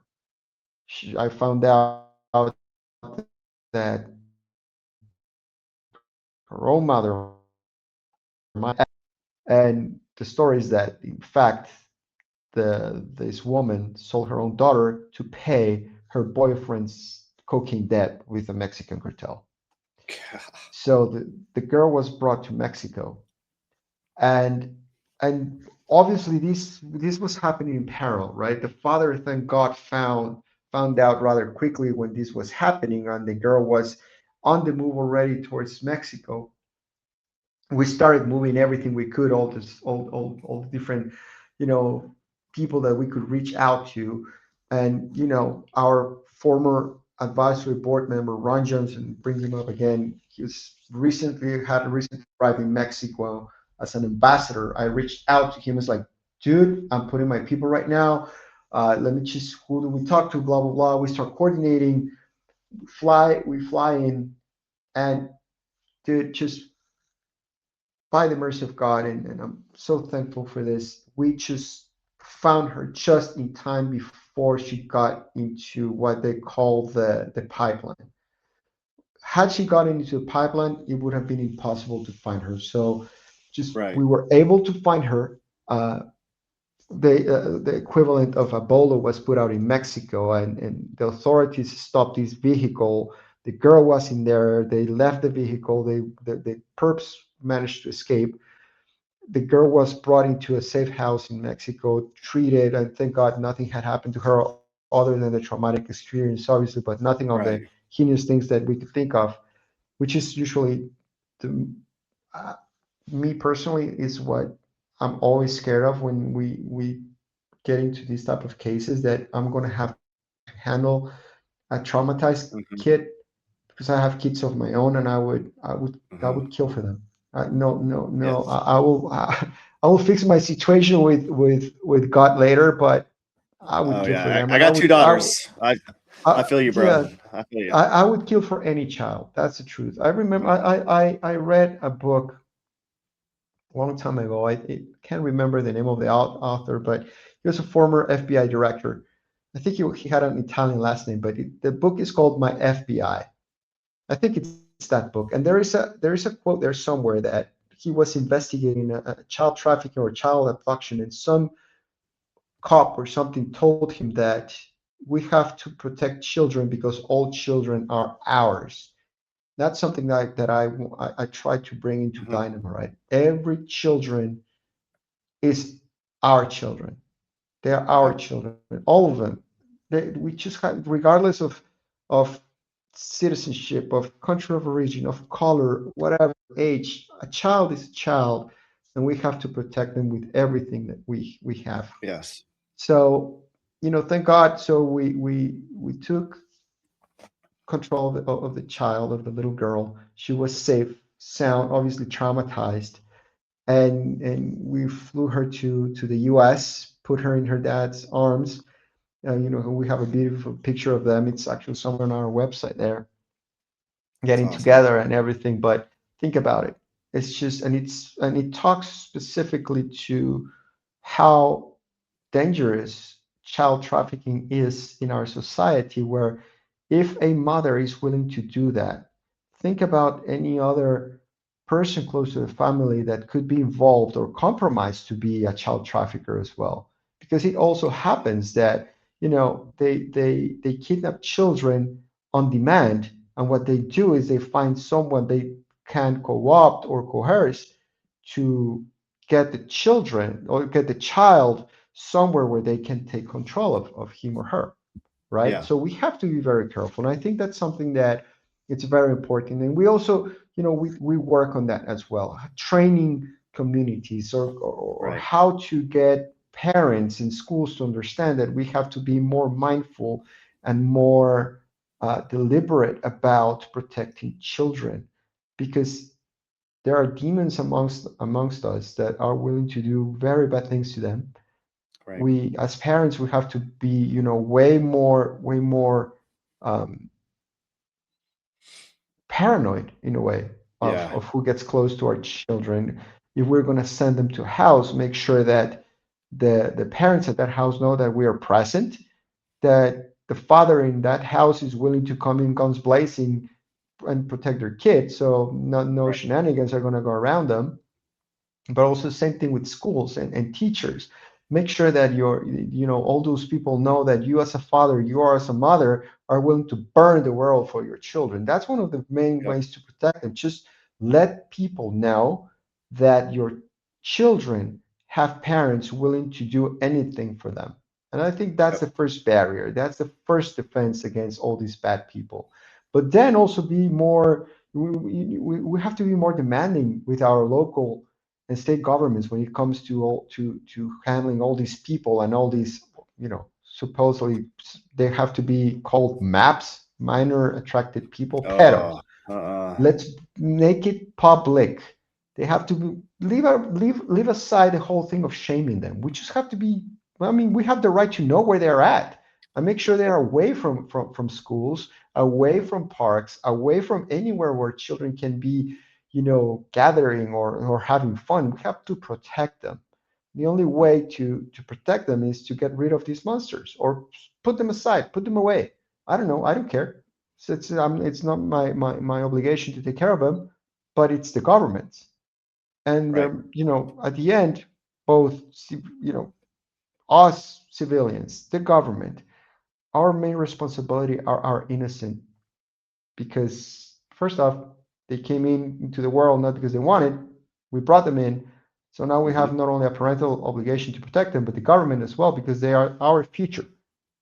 Right. So again, I think it's an effort that has to do not only with recovering the ones that have been lost, making sure that no more kids get trafficked or lost, but also Right. teaching them, uh, also to be more even, defensive of their own. And like I Hmm. told my wife once, we were getting into this argument because this was maybe 10 years ago, 12 years ago. My oldest child, who's now 15, we were at a place, and this kid, a little bit older than him, grabbed his little stuffed animal, right? And my kid, he was probably 3.5, 4 years old. Hmm. Literally, he didn't let go of his stuffed animal, but grabbed the little kid by the cheek. Just went and whack, grabbed the kid's cheek, and he wouldn't let go. The other little kid went nuts, started crying, whatever. When he started yelling, my kid let go, just grabbed his little toy, just went to the side next to me, and I'm like, dude, let's get the fuck out of here because this is gonna be a mess. So I Yep. went to the car. My wife came out. It's like, what happened? Oh well, this kid tried to take Mac's stuffed toy, and Mac defended himself. That's your fault. You and your brother always has to be fixed. Everything has to be fixed with violence. I told her straight, hey, listen, I'd rather have my kid tour a lot of different schools in the US or Guatemala, wherever we are at that moment, than touring a lot of psychologists because he Yep. doesn't know how to stand his ground and defend himself. And I 100%. mean, I think there's a need for our children to, as parents, I think, and because the world is becoming more violent and the left is normalizing violence, we have Yep. to be willing to teach our children also how to face that violence. I'm not Yep. talking about being violent, but again, and this from Jordan Peterson, right? You know, a good man is a violent man that keeps it under control. Right. A peaceful man is the guy that knows how to exert violence, but his sanity and his responsibility towards society helps him keep it under control. That doesn't mean he's not willing to use it when he has to. And we have Hmm. to be, again, that type of society where violent men are capable of controlling their violence, but also are capable of using it when they have to. Yeah. I mean, I agree.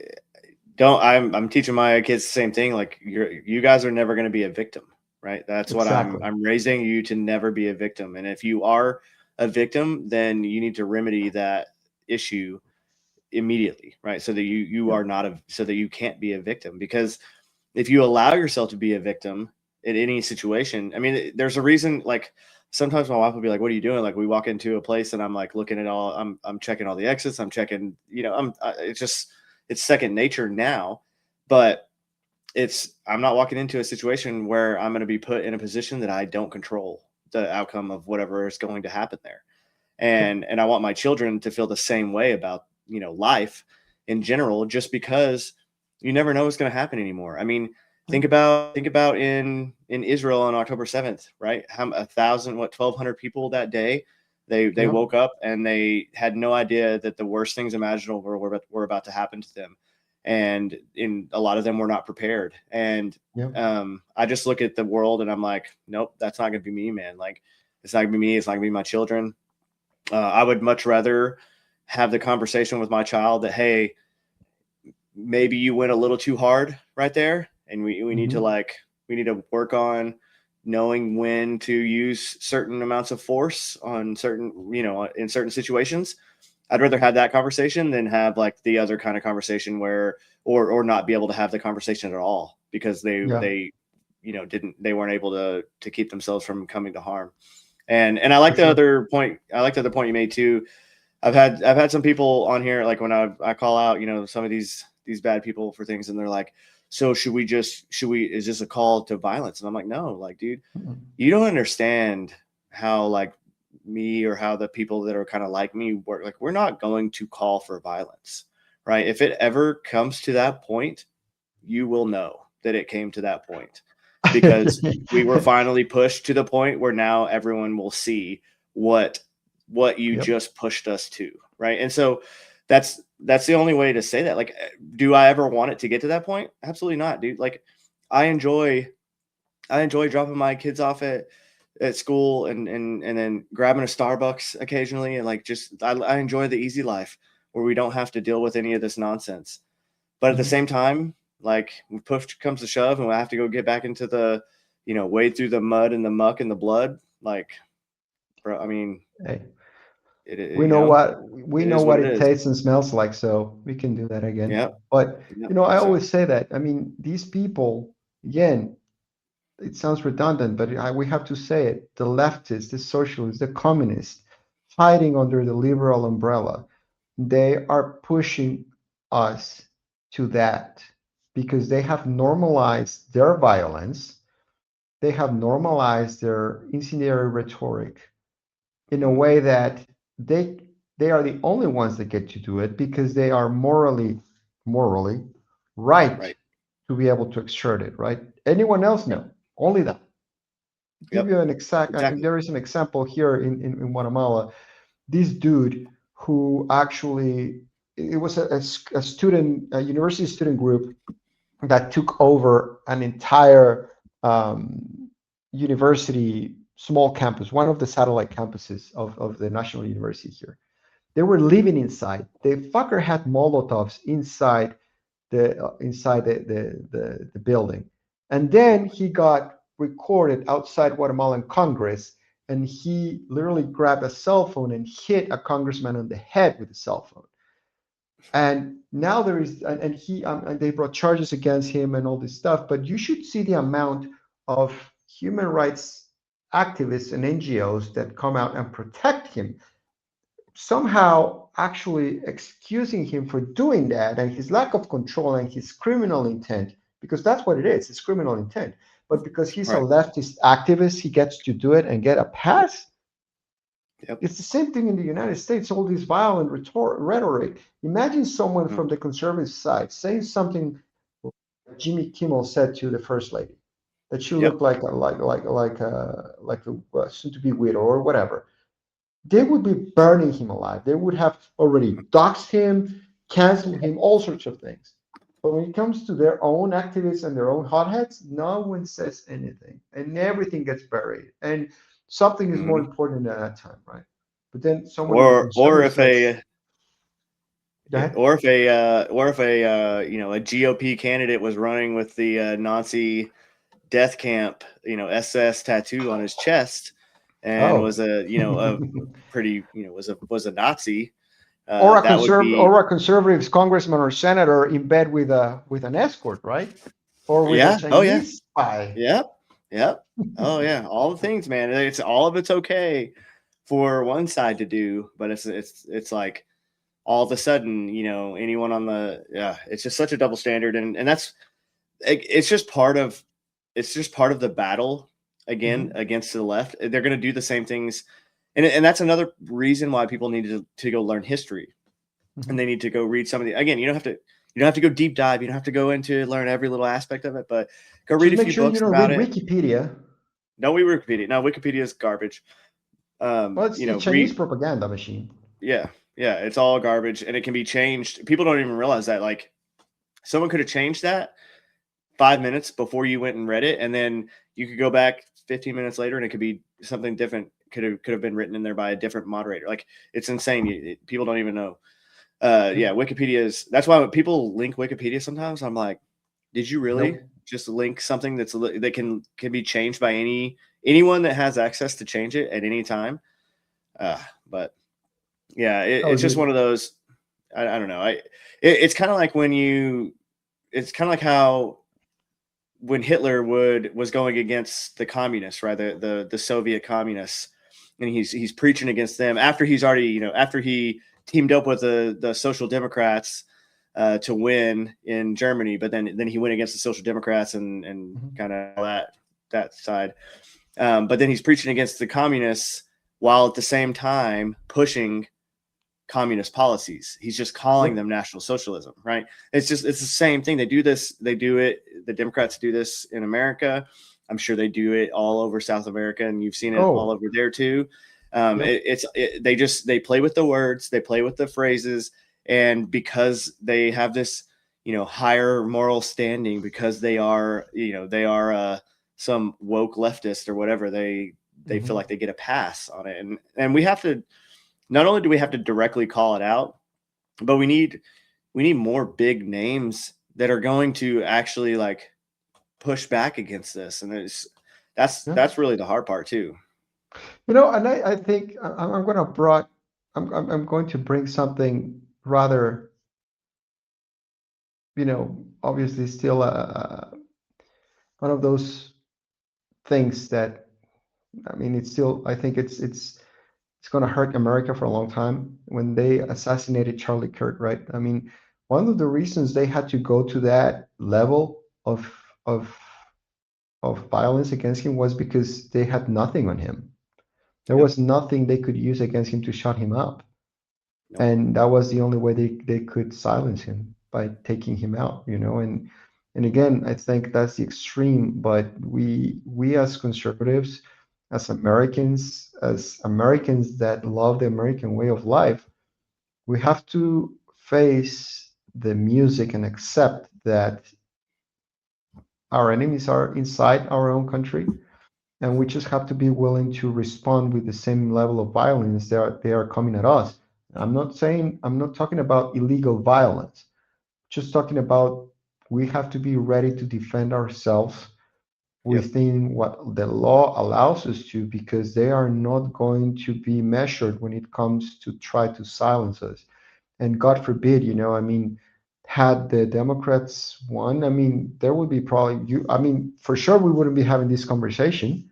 I mean, No. we would have been banned, months Yeah. ago, Oh yeah. and Yeah. Yeah. censored. So yeah, no, I Censored mean, for and we have all to the push things. back, and we have to push Mhm. back, and just be mindful. And again, dude, I don't want to sound like, like a crazy, hardcore, right-wing lunatic. In a way, I consider myself more conservative than to the right, because I also think there are social programs that are necessary to give people a chance, but especially to take care of those that cannot stand up for themselves.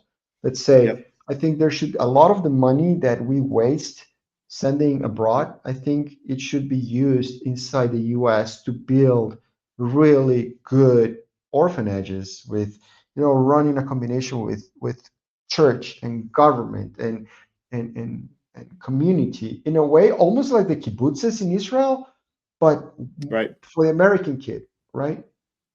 Yeah. Almost like Yeah. in a way a community-run community center for orphan children. I think that would be a good investment in our own people, because you don't get all these weird things that happen with foster children and all these foster houses that has become, unfortunately, a scam and a way of life for all Hmm. these people that are not Yeah. necessarily good parents and just And accept they children get because paid. they come Yeah. with a government check. I Yep. think there are ways to fix this problem. Also, a way that I think we should look into fixing our processes for adopting kids. There are people with huge hearts that are willing to do it, that deserve it, that deserve to get to have a child, and it's just a way of you know bringing them back into circles of love when they Right. have been abandoned by those that brought them into the world. And Right. yeah, and that's kind of again, Dynamo gets involved in a lot of these things, and we get to talk to so many people, and just sometimes we wish, like I was telling Mike the other day, and we got this piece of intel on a group of children. I'm like, dude, I wish we had as an organization more money, because I swear to God, I would start an orphanage tomorrow morning, and I Yeah. would just bring best teachers, the best sports instructors, and just build super Americans in a way. Kids that are loved by community, that get a good education, languages and everything, and properly Yeah. physically trained and educated with love and everything, so they get a future of their own and they can build, uh, uh, happy homes and families and everything. But Yeah. there is only so much we can do. But yeah, it's the real world, and just again, I think we have to bring this to attention, that as much as America is a blessed country, there is an underworld and there is an underbelly that is pretty nasty, and it's right under our nose. Just make sure that we as Americans don't ignore it, because there are children and people suffering right next to our house, and just a couple of blocks away. Yeah. No, it's so true. And I mean, unfortunately, there is the dark part of the world. There's a lot of I Yeah. mean, there's a lot of Americans that don't understand that, don't believe it, or don't know that there's bad things. There's bad people that have bad intentions, that want to do bad things to other people. And that's just the reality of the world. It's not Yeah. like you said, it's every country. Every country has their bad people and their bad networks that are involved in Yep. it. And what you guys are doing is amazing. Enabling the communities, helping communities learn Yeah. what to look for, how to protect themselves better, how to protect their children better. All that's amazing. Those are like dynamic solutions that are things that actually help, and things that are actually going to bring people to a position where they can protect themselves. Yeah. And again, this is all, again, like the government. Like if you're relying on the government or the police or the whoever to save you, you're already at a loss, right? At that point, Yeah. like if I was leaving security of my household to the police, who are 15 minutes away at minimum, right? Like, Mhm. maybe even more than that, on a good day. And unless there just happens to be an officer in the area, which just by whatever happenstance, like you're looking at something that could take seconds, right? Something that could go down within minutes, a couple of minutes. And you're hoping that someone will come save you. That's the wrong answer. And I always tell people Mhm. that, like enable yourselves to never be a victim. Whatever that entails, you do. Like if you need to go train, whatever you need to train. Like I tell people, I have guns in every room in my house, and they're all locked so that my children can't get to them. But I can get to them, and my wife can get to them. And it's important because you never know what room you're going to be in. And some people are, that's kind of a little bit paranoid, a little bit crazy. I'm like, is it though? Because what if I'm doing something and I'm in this certain room and something goes down, and that one in a million time that I would need that right then, and I don't have it, right? It's the same Yep. concept of why I carry, and I always have a gun on me, or I always am carrying when I'm going anywhere Yep. that I can, right? Anywhere that I'm allowed to, is because if I ever do need that and I don't have it, then that one singular time could be the one time that was the difference between me living and survive and not living in that situation. And that's enough for me, and it should be enough for everybody else too. I mean, like, why would you put the ability for you to continue breathing on this earth in anyone's hands other than your own? So, and I think when you have a family, right, with or without children, but especially if you have children, I think you have a moral, spiritual, but also, in a way, social obligation to protect yourself and protect your own. You don't have to be government dependent, even for the basic duty of protecting your life. I right, mean, why would I trust the government to do it when sometimes they cannot even protect themselves? And right, we've seen it unfortunately, with so many, police officers that are either, not properly trained or not in enough good, physical, right, that moment, ability or yeah, capability or whatever. It's just, I mean, again, we have an obligation as parents, as heads of households, to be able to protect that what we love and those who we love. yep, absolutely, man. I agree. Well, I want to share everyone. I'm going to put up y'all's website real quick just so everyone can I see it. appreciate It's it. project. I'm going to put it in the chat on YouTube. I'll put it in ProjectDynamo.net. .net. I'm going to put it in there, and I'm going to put it under on the stream, and then I'll pull it up here so that everyone can kind of see real quick. Second. Should have put it up earlier, but there we go. And I forgot to share this. Hold on a second. All right. All right. So for anybody, if you want, this is the website for Project Dynamo that Mario was talking about. You can go in here. Again, request rescue, donate, everything in here. They got all the information that you would need, and videos, and then you have questions, anything, everything. So definitely, please go give their website a look. I mean, look at all they operate all over the world. They've been doing great things for so many people, and helping out. I mean, not just children, but like Americans all over, and then just people, disaster areas all over, like just amazing group of individuals that are working, and a lot of the times, on their own time and their own dime to help out other people. So, Absolutely. really Appreciate it, man. awesome. Yeah, really awesome initiative, and I love it so much. I'm glad that you could come on with me and chat about everything, and I hope Man. some Well, people learn some I hope stuff you too. get to And deploy with us sometime soon, man. The next yeah, mission. man, no, I have to talk to the wife and see when I can be like, hey, when are you gonna let me go play for a little while and have some fun? No, but seriously, to your audience, first off, thank you for listening to us and for listening to my ramblings and everything. I get passionate about what I do and what I believe in. And yeah, if you have it in your heart to help, a fellow American that might find himself or herself in distress, projectdynamo.net, donate.